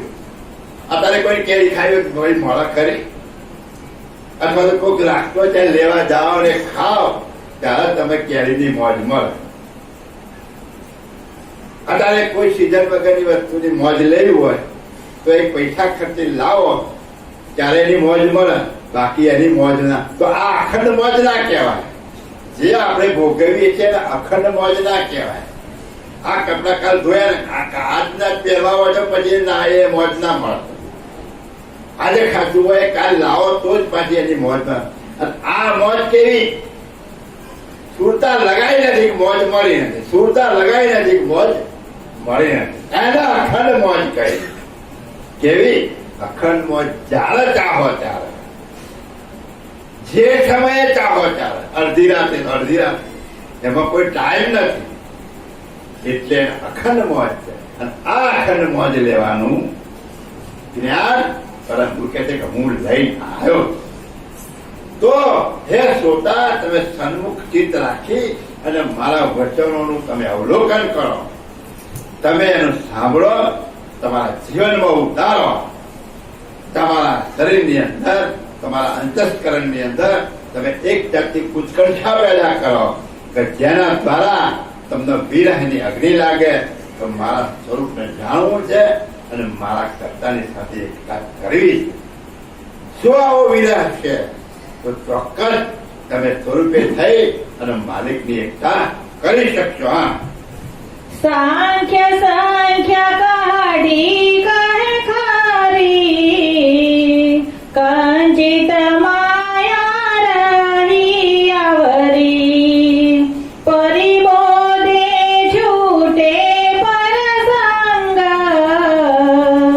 શુદ્ધ સનાતન અંશ ઉમંગ. સાખ સંખ્યા કાઢી કહે કરી, કંચિત માયા રહી આવે. શાક શાસ્ત્ર, કપિલ મુનિનું શાક શાસ્ત્ર. એમણે શું કર્યું કે આખા શરીરના તત્વોનો ભેદ જુદો પાડી દીધો, બધા તત્વોને બહાર કરી દીધા. અને એ બધા તત્વો બહાર કરતા જે વધે એ તારું સ્વરૂપ. આ તત્વો બહાર કરતા જે વધ્યું એ તારું સ્વરૂપ. પણ બાપજી શું કહે છે કે કંચિત માયા રહી આવે. પણ એ બધા તત્વો બહાર કર્યા ખરા, પણ જે મૂળ માયાની ગતિ હતી એ કિંચિત રહી ગઈ, એ સમજી શક્યા નહીં. એટલે એના આવરણમાં આવી ગયા. અને એ જે મુદ્દો છે પરિબોધે છૂટે પ્રસંગ, શુદ્ધ સનાતન અંશમાં, અને એને પોતાનો અંશ સમજી, એનો અંશ હું જ છું એવું સમજી અને એ ઉમંગમાં રહી અને શાક શાસ્ત્ર વાળા એમાં મશગુલ રહે છે. કે બે તત્વો બાદ કરતા જે વધ્યો એ તું. પણ આ તત્વો કઈ રીતે બન્યા છે, કઈ રીતે ગોઠવણી કરી છે, પૃથ્વી તત્વ કઈ રીતે બાદ થાય, જળ તત્વ કઈ રીતે બાદ થાય, અગ્નિ તત્વ કઈ રીતે બાદ થાય, પવન તત્વ કઈ રીતે બાદ થાય, આકાશ તત્વ કઈ રીતે બાદ થાય, એની ગમગતિ વગર એ બાદ કરી શક્યા નહીં. એટલે ઉપલું એને બાદ કરી, પણ જે મૂળ અંકુરો હતા એ બાદ કરી શક્યા નહીં. અને એમાં ફસેર્યા અને એમાં પોતાના સ્વરૂપને સમજી અને મોજ માણી. હવે આ તત્વને બાદ કરતા જે વધે તું, એટલે ઘણા સંપ્રદાયોમાં છે, ભજનો છે મોટા મોટા, કે તત્વને બાદ કરતા જે વધ્યો એ તું. પણ તત્વને બાદ કર્યા પહેલા એને પૂછો કે ભાઈ 5 તત્વો કયા? તો પૃથ્વી, જળ, અગ્નિ, વાયુ, આકાશ. તો આપણે કહે કે 4 તત્વો તો સમજ પડે, આકાશ તત્વ કોનું કહેવાય? એટલે કે આકાશ તત્વ કાંઈ ના હોય ને આકાશ તત્વ કહેવાય. તો કાંઈ ના હોય ને તત્વ કહેવાય, અને કાંઈ ના હોય ઉત્પન્ન થયું હોય ખરું? કાંઈ ના હોય ઉત્પન્ન ના થાય. ઉત્પન્ન થયું હોય તો કઈક હોય, તો ઉત્પન્ન થયું તો કઈક છે. તો આકાશ તત્વ એટલે શું? એટલે એમ એટલું, એટલે એ સમજી શક્યા નથી. એટલે આ 4 તત્વો બાદ કરી શક્યા, પણ આકાશ તત્વ બાદ કરી શક્યા. એટલે ત્યાં અટકી પડ્યા, અને એ ત્યાં અટકી પડ્યા એટલે વાતથી કહે છે કે શુદ્ધ સનાતન અંશમાં એ એમનો ઉમંગ ત્યાં ધારણ કરી અને આ પદ ઉપર એ બધા સ્થિર થઈ ગયા. પણ આગળ દયાળુ કહે છે કે હું કોણ ને મારો માલિક કોણ, એનું જ્ઞાન કોઈ કરી શક્યા નથી. હા, વેદ સહિત કરે જત વર્ણામ, તો શાસ્ત્ર નિશી પહોંચે હામ. વિશ્વ વેદ શાસ્ત્ર પતિયાર, કુબેર વસ્તુ વેદોની પાર. હવે બાપજી શું કે છે? બધાનો સાથ તમને 6 શાસ્ત્રની વાત કરી દીધી. વેદ સહિત કરે જંત વર્ણા, એટલે આખા હિન્દુ ધર્મની અંદર આ જે જગતના જીવાત્માઓ જે છે એ આ 6 શાસ્ત્રો અને જે વેદો છે એનું વર્ણન કર્યા કરે છે. એ જ્ઞાનની જ કથા કરે છે અને એ જ્ઞાનની અંદર મશગુલ રહ્યા. તો શાસ્ત્રની પહોંચે. હા, હવે જો વેદોની અંદર આ વસ્તુ ન હોય તો વેદથી પારેની દ્રષ્ટિ જઈ શકે. જે માણસ મુંબઈ જવા નીકળ્યો હોય અને સુરતમાં અટકી પડ્યો હોય અને સુરતને જ મુંબઈ માની બેઠો હોય તો એની સુરતા સુરતથી બહાર કઈ રીતે જઈ શકે? એના પછી જે આયા હોય નડિયાદ ને વડોદરા બધા રોકી ગયા હોય એમની તો ચરગતિ પોખત થઈ ને. એટલે 6 શાસ્ત્રની જે રચના કરી એ 6 શાસ્ત્રની રચના વેદોમાંથી થઈ જાય. તો વેદોમાં જે વસ્તુ નથી એ શાસ્ત્રોમાં હોઈ શકે નહીં. એવું દયાળુબાજી કહે છે વિશ્વ વેદ શાસ્ત્ર પત્યા. એટલે આ વિશ્વના જગતના જે પુરુષો છે દરેક મત પંથો આવી ગયા. એ વિશ્વના વેદ શાસ્ત્રની અંદર બધા જ લોકોનું મન એના પર વિશ્વાસ લાવી બેઠું. એ જ્ઞાન ઉપર પ્રત્યારે જે વિશ્વાસ થાય એના પ્રતિ એના મોજ, એના પ્રત્યે એના આદરભાવ અને એના પ્રત્યે વિશ્વાસ છે. કુબેર વસ્તુ વેદોની પાર. પણ કુબેર સ્વામી કહે છે કે જે ખરો મુદ્દો જે છે એ વેદોની પાર. વેદોની અંદર એ વસ્તુ છે નહીં, વેદની પાર છે.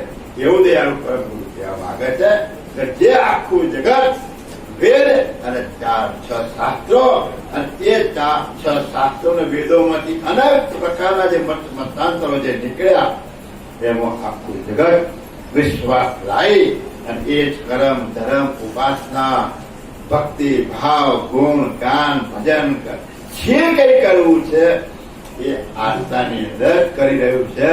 પણ એની દ્રષ્ટિ આ જ્ઞાનથી બહાર જઈ શકતી નથી. કહે છે કે આ બધાથી પાર જે મુદ્દો રહ્યો છે એ અલિપ્ત રહ્યો છે, એને કોઈ કહી શક્યું નથી. હા, એમ કરતા ડૂબ્યો સંસાર,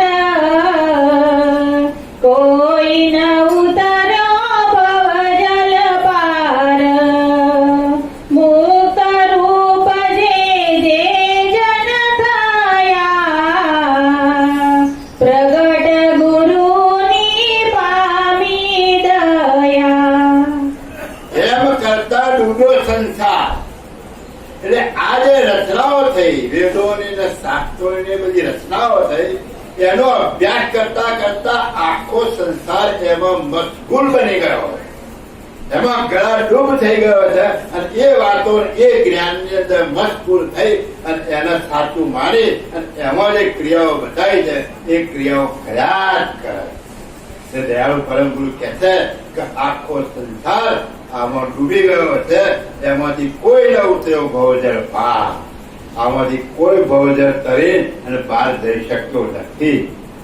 એની અંદર પણ જે વેદોનું જે હાર્દ છે, છેલ્લામાં છેલ્લું વેદનું જે હાર્દ છે બ્રહ્મ પ્રકાશ, એ બ્રહ્મ પ્રકાશના આ બધા જે વર્ણવી બતાયા એને એ પામી શક્યા નથી, એને એ પામી શક્યા નથી. કેમ નથી પામી શક્યા?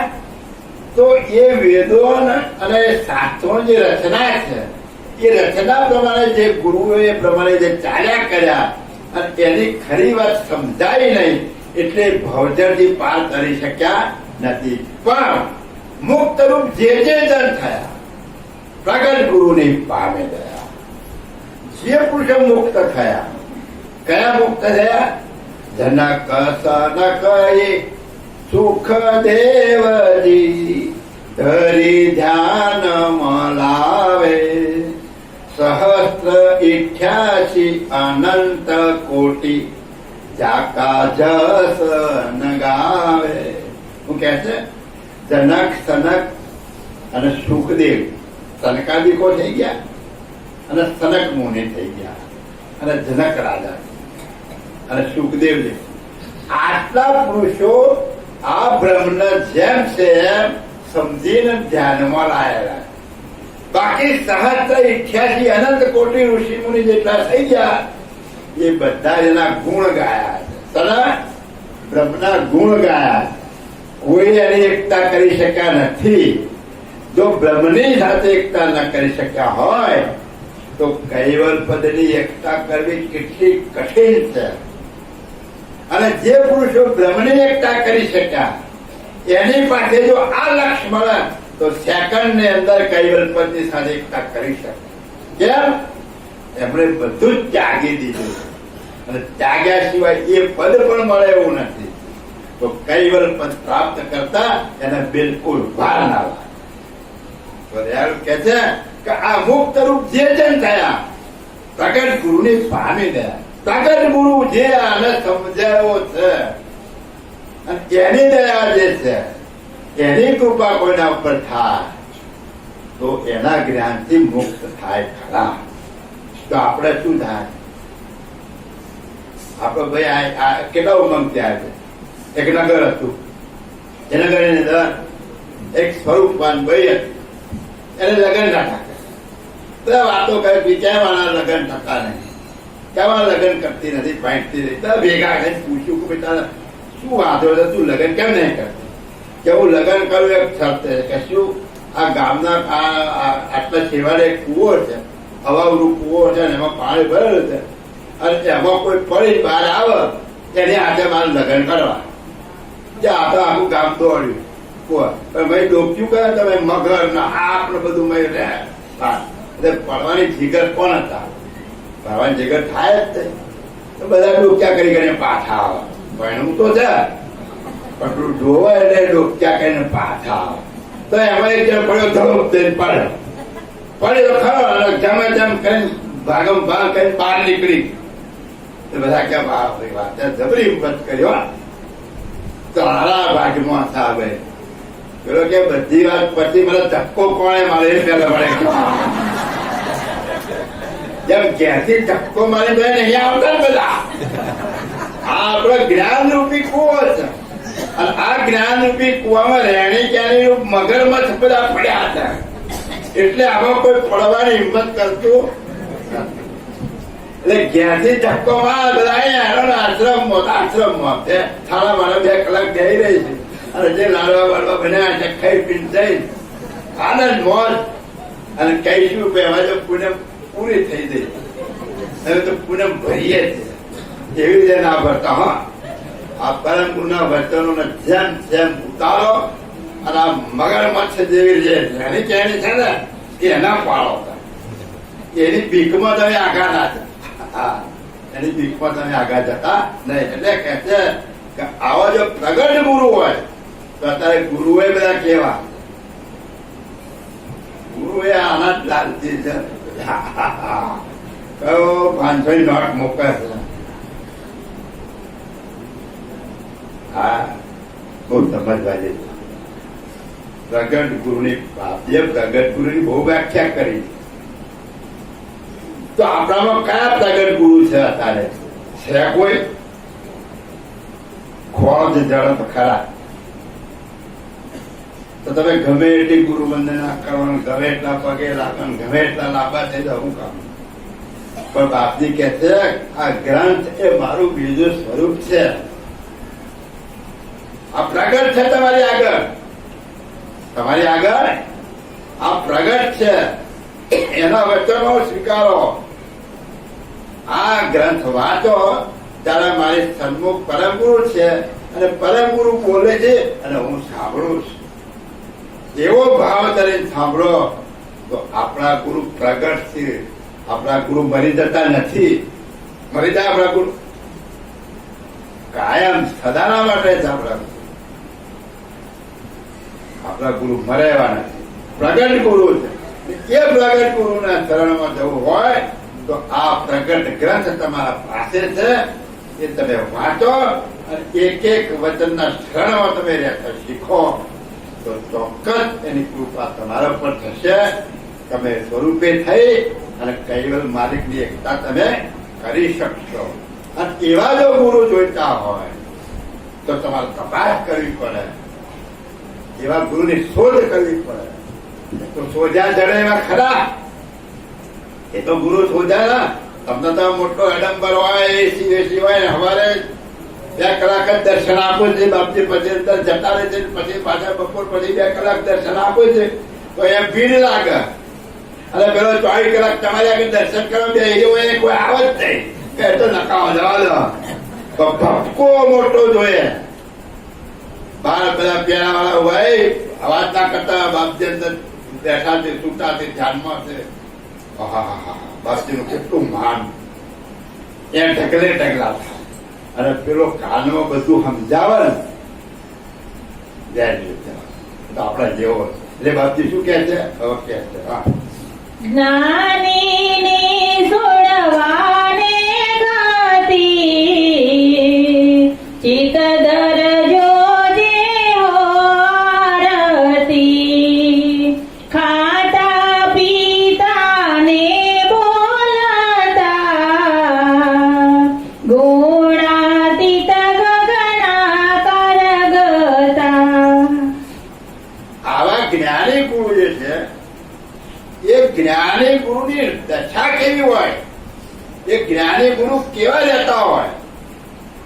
તો બાપજી કહે છે કે જ્ઞાનીની સુણવાને ગતિ ચિત્ત દરજો જે હોય, જો તમારામાં હાલત હોય તો આ જ્ઞાનીનું હું વર્ણન કરું છું.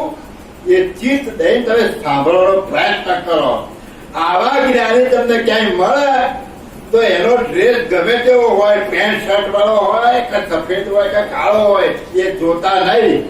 પણ આવો જ્ઞાની જો મળે તો કરમગુરુ બોલ્યા કે મન વેરું જબ હે મિલે આતમ તત્વ વિચાર તન મને સોંપી દીજીએ વાકો ચરણ મોજાર. આવો મળે ને તમે તમારું તન મન સોંપી દેજો. તો કે આવા જ્ઞાની જો તમારે સમજવા હોય અને એ જ્ઞાની કેવા છે તમારે સાંભળવા હોય તો ચિત્ત રાખી તમે સાંભળો. ખાતા પીતા ને બોલતા ગુણાતીત ગગના કારગતા. એક તમારી જેવું જ ખાતો છે, પીતો છે, બાજરા રોટલા કઢી ને શાક ને દાળ ભાત આવું ખાતો છે, તમારી સાથે ભેગો ફરતો છે, તમારી જોડે બેસતો છે, તમારી જેમ વાતો પણ તમારી સાથે જ કરતો છે.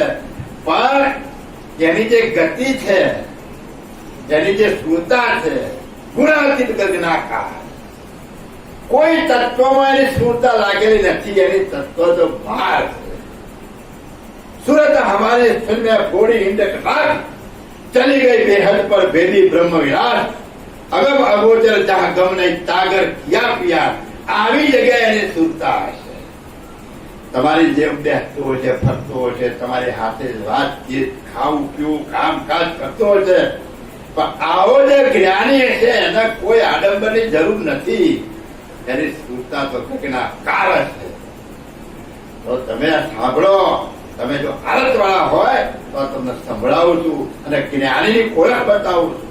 આવો જ્ઞાની તમે શોધી લેજો. હા, ત્યાગ નદી સતગ્રેહ ને ગ્રાહ, સમદ્રષ્ટિ નહીં દ્વેષ ને રાગ, ઇન્દ્રિયાનુગરમની પારે, નિરાલંબ નિરલેપ વિચરે. ત્યાગ નદી સતગ્રેહ ને ગા, સમદ્રષ્ટિ નહીં દ્વેષ અને રાગ. આવો જે જ્ઞાની પુરુષ હશે એની દ્રષ્ટિ સમ છે. એટલે સમ એટલે કોણ સ્ત્રી છે, કોણ પુરુષ છે, કોણ પૈસાદાર છે, કોણ ગરીબ છે, કોણ રોગી છે, કોણ કેવો છે, કોણ મારા સંપ્રદાયનો છે, કોઈ બીજાના સંપ્રદાય, એવું એના મગજમાં કઈ જ ના હોય. એને તો એક મનુષ્ય તરીકે જ જોતો હોય. બધા જ માનવ, કોઈ ઊંચ ને કોઈ નીચ નથી. દરેકની અંદર એક કૈવલનો અંશ જોવે. એક ચૈતન સિવાય એને કશું જોતો નથી. આવો જે પુરુષ જ્ઞાનીઓ છે એ આવો તમારી ભેગો ભરતો છે. એની દ્રષ્ટિમાં રાગ અને દ્વેષ છે જ પણ નહીં હોય. અત્યારે આપણે કોઈ છે જ બોલે, 6 દાડા એની જોડે ના બોલજે, તરત દ્વેષ ઉત્પન્ન થયો.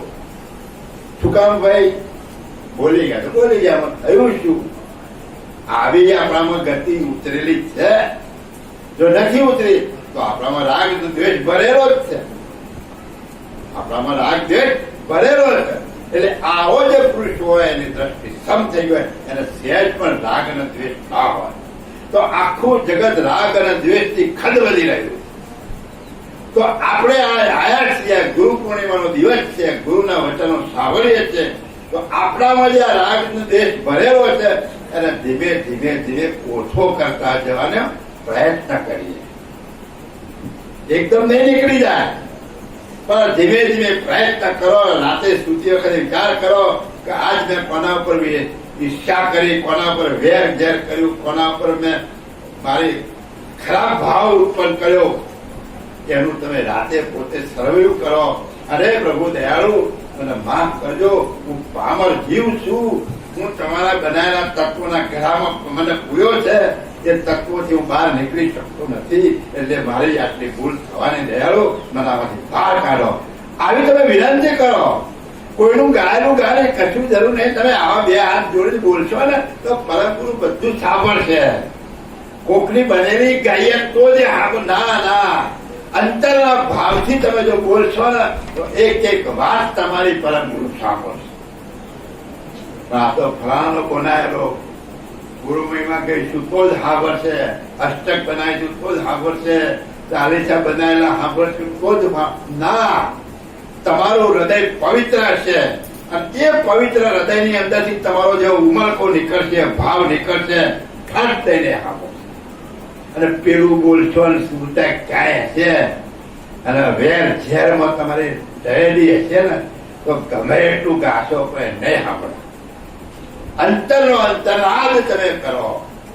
હે પાહિવામ પંચમ વેદમાં શીખવાડે છે તમને કે તું આવી રીતે બોલજે, તું આવી રીતે મારી આગળ ગદગદ કંઠે થઈ અને મારી આગળ તું બોલજે, હું તારું બધું સાંભળીશ.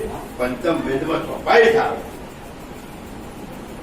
તો દયાળુ કે છે આવી સમદ્રષ્ટિ વાળો પુરુષ ઇન્દ્રિયના અનુક્રમ નહીં પડે.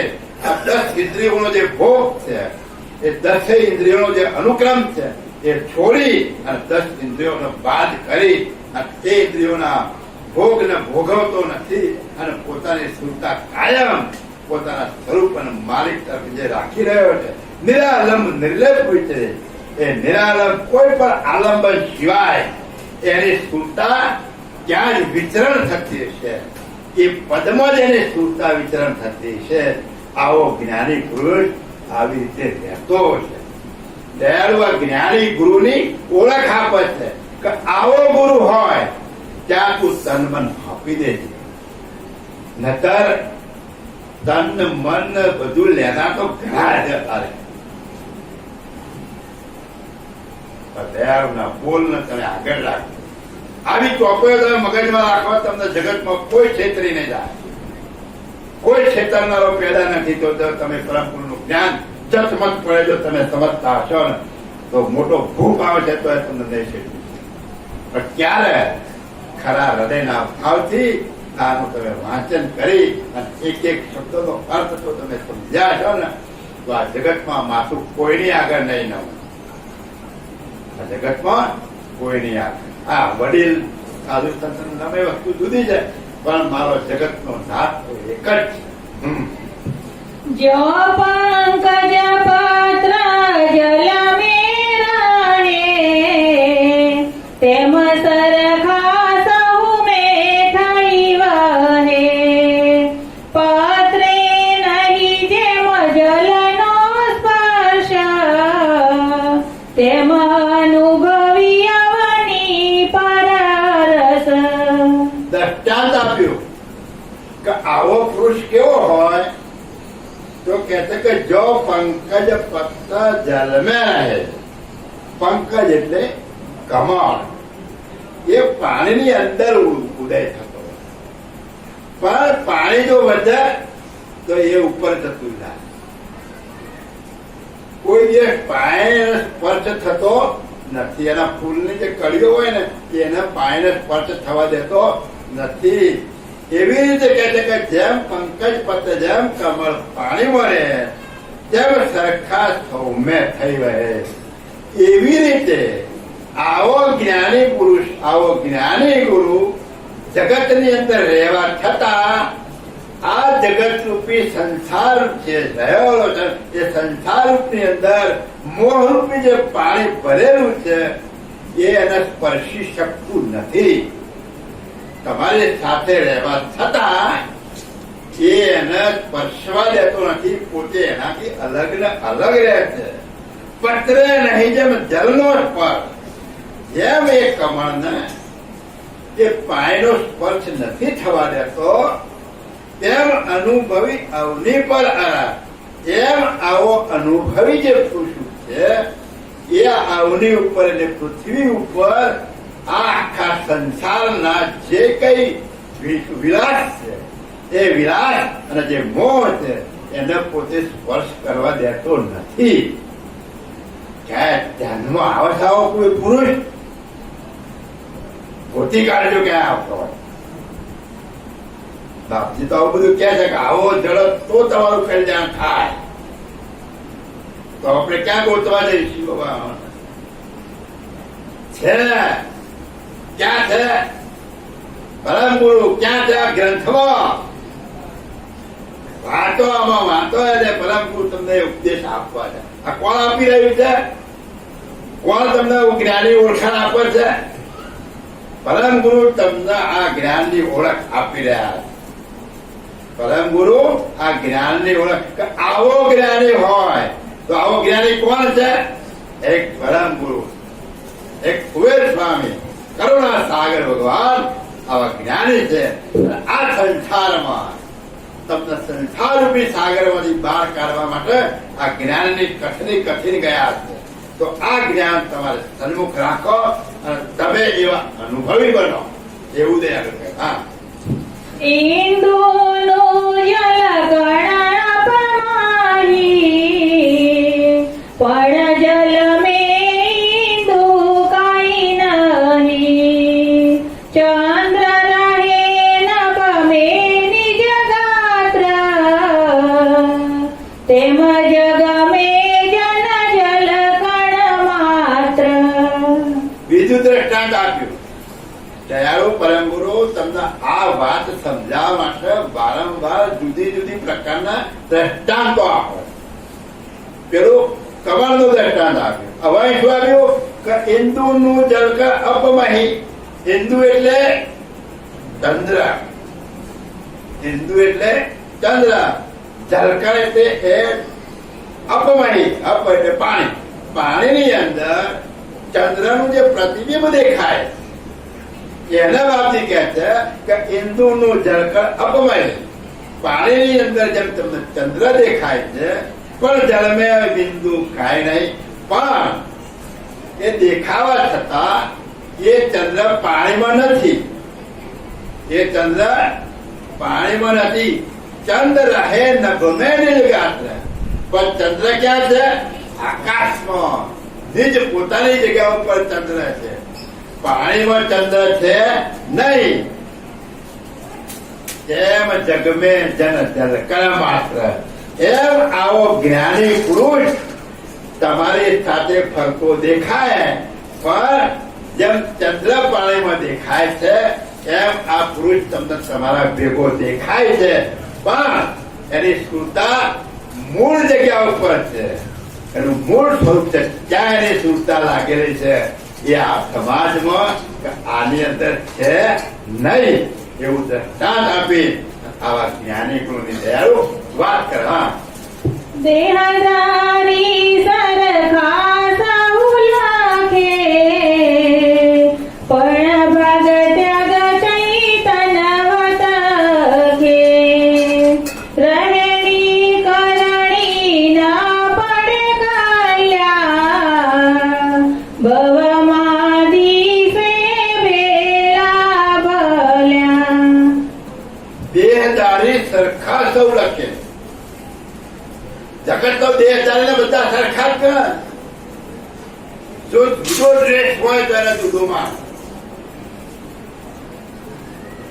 આપણા સભા બેઠી છે, એમાં કોઈ આવો સંત પુરુષ બેઠો હોય તો બધા કેવું સમજે? એ તો આપણા જેવા ભગત થી લાયા કથા કરવા, પણ મને બધા શું સમજે? તો બધું આપી દે પરંપરા જેવા જુદા ગણે ને. ભેખ ને ટેક વ્યવહારના વેશ ને લોહ ફાંસી થતી હેમ પહેરી. જ્ઞાન જાણ્યા વિના જ્ઞાન બીજું નહીં, તા તો કુટુંબ મેરી તેરી. બાપજી કહે છે કે ભેખ ને ટેક તે વ્યવહારનો વેશ છે, કે ભાઈ આ સાધુ કહેવાય, આ સંત કહેવાય, એવો વેશ પહેરાયો. એવો વેશ પહેરાય જુદો દેખાય, પણ વ્યવહારનો વેશ. જ્ઞાનમાં આવું વેશ વેશ કશું આવતું નથી. જ્ઞાનમાં આવો કોઈ વેશ વેશ ના. અને આવો જે જ્ઞાની છે એને કોઈ નમા ના નમા પૈસો આપે ના આપે એની જરૂર જ નહીં. એનું પૂરું કરનાર તો પેલો બેઠો છે. એનું પૂરું કરનાર એ બેઠો છે. આપણે બધું આપીએ છીએ પણ કેવા પૂરતું? આપણને 50 કે 100 રૂપિયાનું તાળું હોય, એના પર વિશ્વાસ હોય. આપણા ઘરની અંદર 5 લાખ રોકડા પડ્યા હોય અને 5-10 લાખનું ઘરેણું હોય, પણ તાળું મારીને આવ્યા હોય ને શાંતિથી દેખશે કે તાળું મારેલું છે, પાછું નહીં આવું. તારા ઉપર વિશ્વાસ છે કે એમાંથી કોઈ નહીં તોડી જાય. દારૂ પીને કોઈ લક્ઝરી ચલાવતો હોય ને તો કાયમ પીવે છે, ક્યાંય ટચ નહીં થવા દે, એના પર વિશ્વાસ આવે. પણ જગતના સર્જન હારે તમને મોકલ્યા છે, પણ એના ઉપર કોઈને વિશ્વાસ નથી આવતો. ખુલ્લું મૂકીને આવો તો ઘર કોઈ આવા ખરું? પણ જો એના પર વિશ્વાસ હોય તો. હવે શનિદેવનું કામ છે, એ ગામમાં તાળા જ મારતા નહીં. બધા શનિની બીક છે. શનિ બીક છે, શનિની બીક છે. મોટું તાળું છે કે લેવાય ને શનિદેવ આપણું રફે દફે કઈ ના. તો સર્જન આ તો આવી કોઈને શિક્ષા ના આપે. એનું નામ શું છે? 5 વિશેષણમાં કરુણેશ. બધા ઉપર સરખી કરુણા. લુચ્ચો, લફંગો, સારો, પુણશાળી, પાપી, પાખંડી જે હોય તે બધાના ઉપર સરખી કરુણા. પણ એક નિયમ મૂકી દીધો, તારે કરવાનું, તારે ભોગવવાનું. મારા કઈ લેણા દેણા નહીં, તું કરે એવું ભોગવ. મારા હું તો બેઠો બેઠો જોયા કરું. આપડે પહેલાના જમાના, હવે તો ઢીકલા ઢીકલી રમત જતી રહી. પહેલાના જમાનામાં મોટી ડોચી હોય એમ તો ખબર કે કેવું રમતા હોય છે ઢીકલા ઢીકલી. હવે જયારે રમતા હોય ત્યારે એના મા બાપ જોતા હોય, 2-4 દીકરીઓ ભેગી થઈને રમતી હોય, ત્યારે લડતી હોય, ખરતી હોય, કઈ દાન લઈને જતા હોય, રસોઈ બનાવતા હોય, જમાડતા હોય, આવું બધું. એટલે એના મા બાપ જોઈને ખુશી થાય કે મારા કેવો ખેલ કરે. એમ પેલો જોઈને તમને જે જોઈ ખુશ થાય કે આ કેટલો હરાવી તો એને કેટલું દુઃખ પડ્યું, કેટલો હારો હતો, કેટલું જોવે છે બધું બેઠો બેઠો. એ કોઈને સુખ દુઃખ આપતો નથી. સુખ દુઃખ જાતે તમે ઉભું કરો છો, તમે ભોગવો છો. તમારું કરેલું જ તમને મળવાનું છે. બાકી કોઈ તમને કશું આપી દેવાનું નથી. અને એક વિચિત્રતા તો જુઓ કે જે લંગોટી કરીને બેઠો છે એની પાસે તમે માગવા દો છો. જેની પાસે કશું નહીં એની પાસે તમે માગવા દો છો. બાપુ કઈક આશીર્વાદ આલો, મારું કલ્યાણ છે. એટલે એને તો બધું મૂકી દીધું છે, તું એને બહાર લેવા લાગે. કેટલી વિચિત્રતા છે. ગરીબ માગે તો ભિખારી, અને પૈસાદાર માગે તો ચંદો કે ભાઈ આ તો લખનું લખાવે, અને એના કરતા પૈસાદાર માગે તો સબસિડી, ડોનેશન. શું કહેવાય? ડોનેશન. એટલે ડોનેશન, સબસિડી કે તમે જે કહેતા હોય બધી ભીખ જ છે, બીજું કશું નહીં. બધું શું છે? બધી ભીખ છે. પણ ફેર પડી ગયો, માણસ જુદો પડે ને એટલે ફેર પડી કે આને ભિખારી કહેવાય. અને આ તો લાખો, એક છોકરાને દાખલ કર 1 લાખ રૂપિયા લો, બોલો કેવડી મોટી ભીખ. પેલા તો બેટા નાખો એટલે, અને આ તો માગી કે આટલું આલું તો નકર જવા દે. પર બેઠા હોય બિચારા નાના ભિખારી, અને અંદર જાય મોટો. પેલો રૂપિયા માને જાય, પેલો મેં કેટલું માગીને આમ ગા કરે રૂપિયાનો. પેલા હતા તો રૂપિયા બહુ ઓછા છે, નકા છૂટું ને બધા. હવે તો બધા ચૂંદરા દાન પેટી નાખી નકા છૂટા પૈસા નાખતા. એટલે તમે એની પાસે માગવા જાવ ને એના તમે છૂટું હાલો. કહેવાનો હાથે શું છે કે આ જે વિચિત્રતા છે એ આપણને પોતાને નથી દેખાતું. આપણને નથી દેખાતું. એટલે ખરેખર દયાળુ આ બધું તમને સમજાવવા માટે કે દેહદારી સરખા સૌ લખે પણ ભાગ ત્યાગ ચેતન. પણ એનો ભાગ ત્યાગ કરીને તમે જો જોવો તો એ પુરુષ કેવો છે કે એની તમને સમજણ પડે, બાકી સમજણ ના પડે. રહેણી કઈ ના પડે કલ્યાણ. આ રહેણી ક્યાંયથી તમને એની કણની ખબર નહીં પડે. એ જેવી રહેણી ક્યાંયથી રહે છે એ તમે કરી નહીં શકો. કારણ કે એની રહેણી ક્યાંય તમને દેખાવાની નથી, એ તમારા ભેગો ફરે છે. પણ એ રહેણી ક્યાંયમાં કેટલો ઊંચો છે એ તમે એની કળ તમને નહીં ખબર પડે. એની કળ તમે નહીં જાણી શકો. એટલે કે ભૌમે દિવસે ભેળો પડ્યો. એટલે આ જગતમાં તમારા ભેગો ભરેલો દેખાય છે. એટલે તમે એની કિંમત કરતા નથી. પણ મોટો મઠદારી હોય, મહામંડલેશ્વર 1108 એવા જે ભીડો ચડી ગયો હોય ને એવું લાગ્યું હોય, આવા મણકાની માળા હોય, એ મોટી જઠા હોય, મોટો અંબોળો બાંધેલો હોય, હા 2 બાજુ ચંબર ઢોળાતા હોય, ખતર ઢોળાતા હોય, ઘણી ખમા એ બાપુ બહુ હારા. પેલો એની કોઈ વેલ્યુ. પણ પેલાનું કલ્યાણ થાય. પેલા એક ક્યાંક ખદબદતા હોય. કુંભી પાક નામનું નરક, બધા નાકે બહુ વખત બનાયા. પુરાણોમાં આવે કુંભી પાક નામનું નરક કોને કહેવાય? કુંભ એટલે ગળો. તો આ શરીર રૂપી ગળો છે. આ શરીર રૂપી ગળો છે.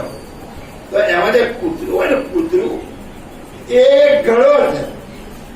એ ઘા છે ને તો એ પણ ગળો છે. હવે કૂતરાની જીભ પહોંચે ત્યાં સુધી એને કોઈ દવા ના મટી જાય. તો એને માથામાં કઈ વાગ્યું હોય અને એમાં હળે, પછી એને કોઈ મટાડનાર હોય, પછી એમાં કીડા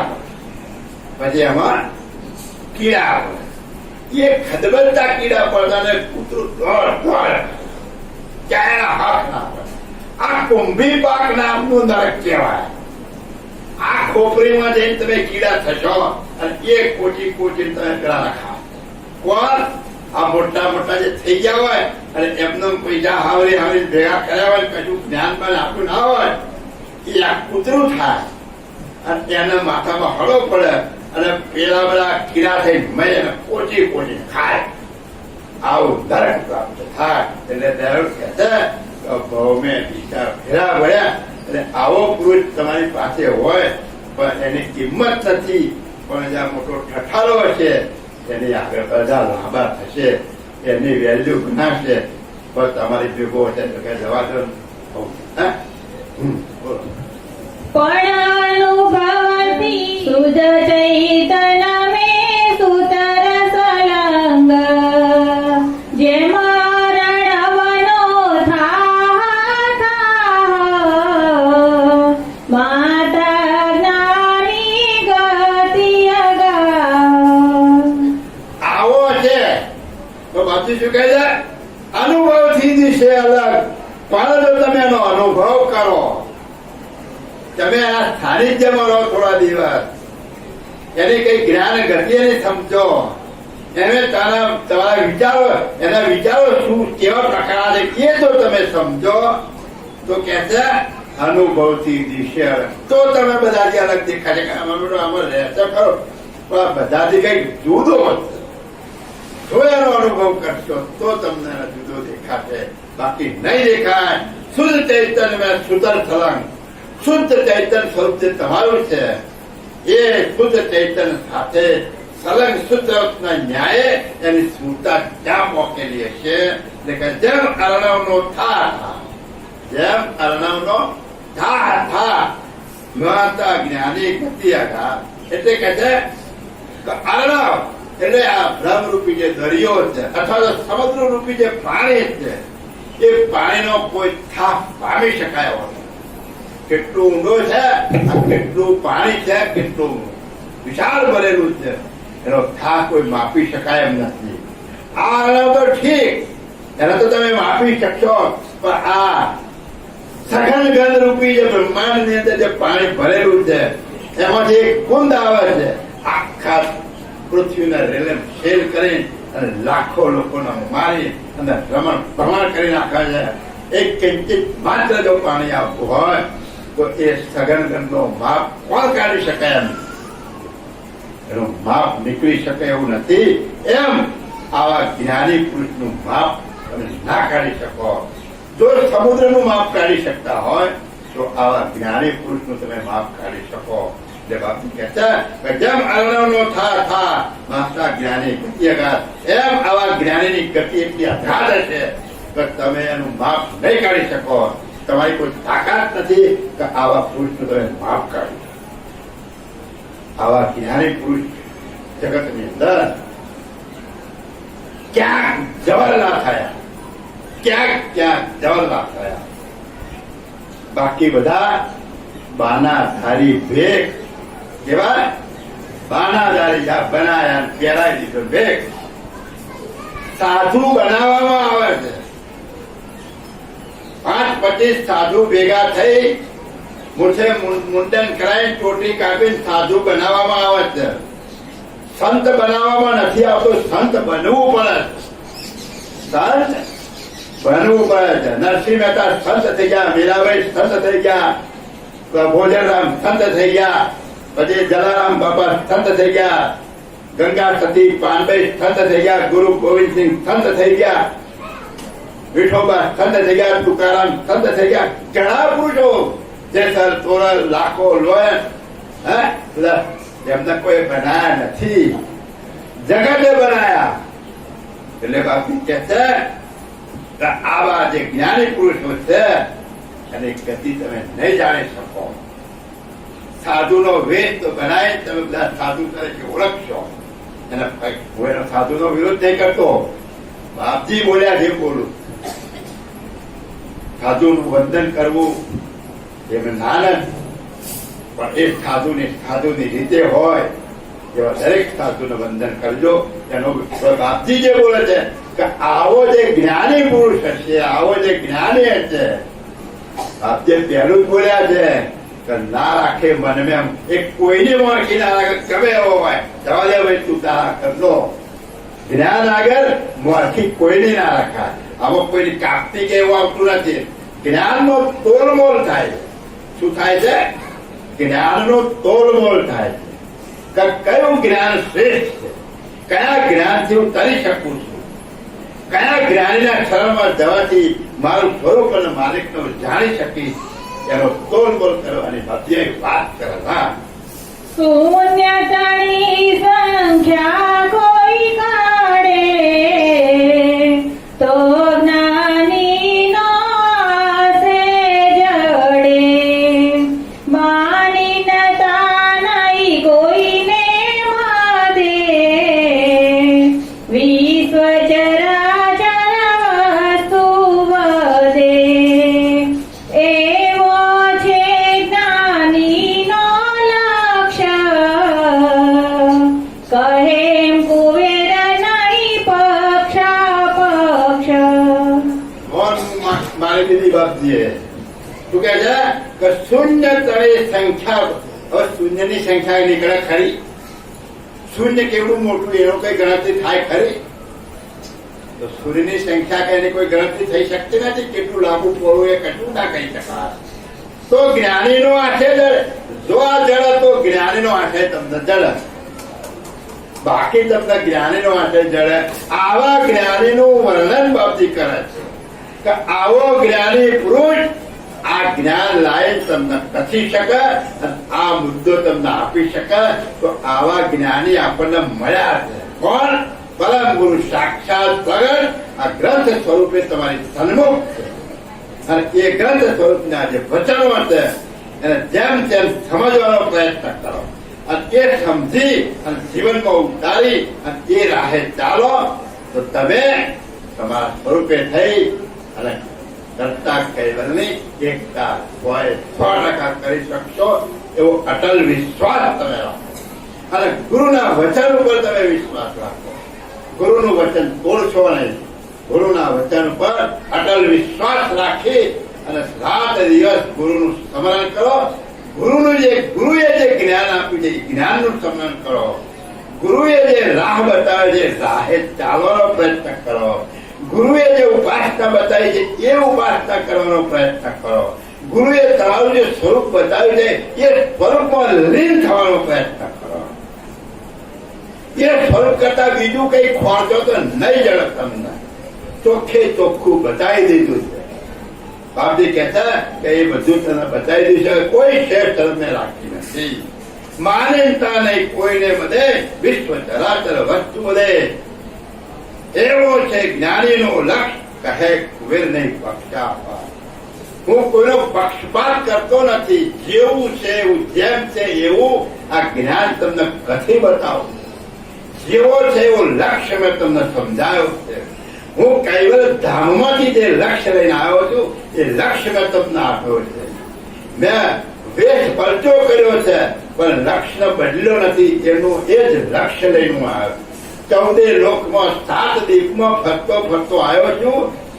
લક્ષ્ય મેં બદલ્યો નથી ને મારો વેશ બદલ્યો છે, મારું નામ બદલ્યું છે પણ લક્ષ્ય તો એનો એ જ છે. તો દયાળુએ આપણને જે લક્ષ્ય આપ્યો છે એ લક્ષ્ય ઉપર તમારી સ્થૂળતા રાખી અને સતત એનું ચિંતન કરી અને એ પરમ ગુરુના અંદરના આશયથી અંદરના પૂર્ણ ભાવથી એને કરગડો, એનું નમન કરો અને એની પાસે કઈક માગશો તે સભરાભર તમને ભરી દેશે. બાકી બીજો કોઈ ભરી નહીં દે. એમ આવા ગુરુ આપણા છે. આ ગુરુના પૂર્ણિમાના દિવસે આપણે આ ગુરુનો મહિમા ગાયો કે આપણા ગુરુ કેવા છે, આપણા ગુરુ કેવું જ્ઞાન લઈ રહ્યા છે. એ ગુરુના શરણમાં જવું હોય તો એમના જ્ઞાનને સ્વીકારો અને એમના જ્ઞાનને સ્વીકારી અને એ રાહે ચાલશો તો તમે હરદમ ગુરુના શરણમાં છો અને એ ગુરુના શરણમાં છો તો તમે તમારા સ્વરૂપે થશો અને ગુરુના સ્વરૂપે થશો તો કહેતાની એકતા 100% થવાની. શ્રીમદ કરુણા સાગર ભગવાન કી જય. કૈવલ ધામ કી જય. કથા પૂર્ણાવધિ કા જય જય સત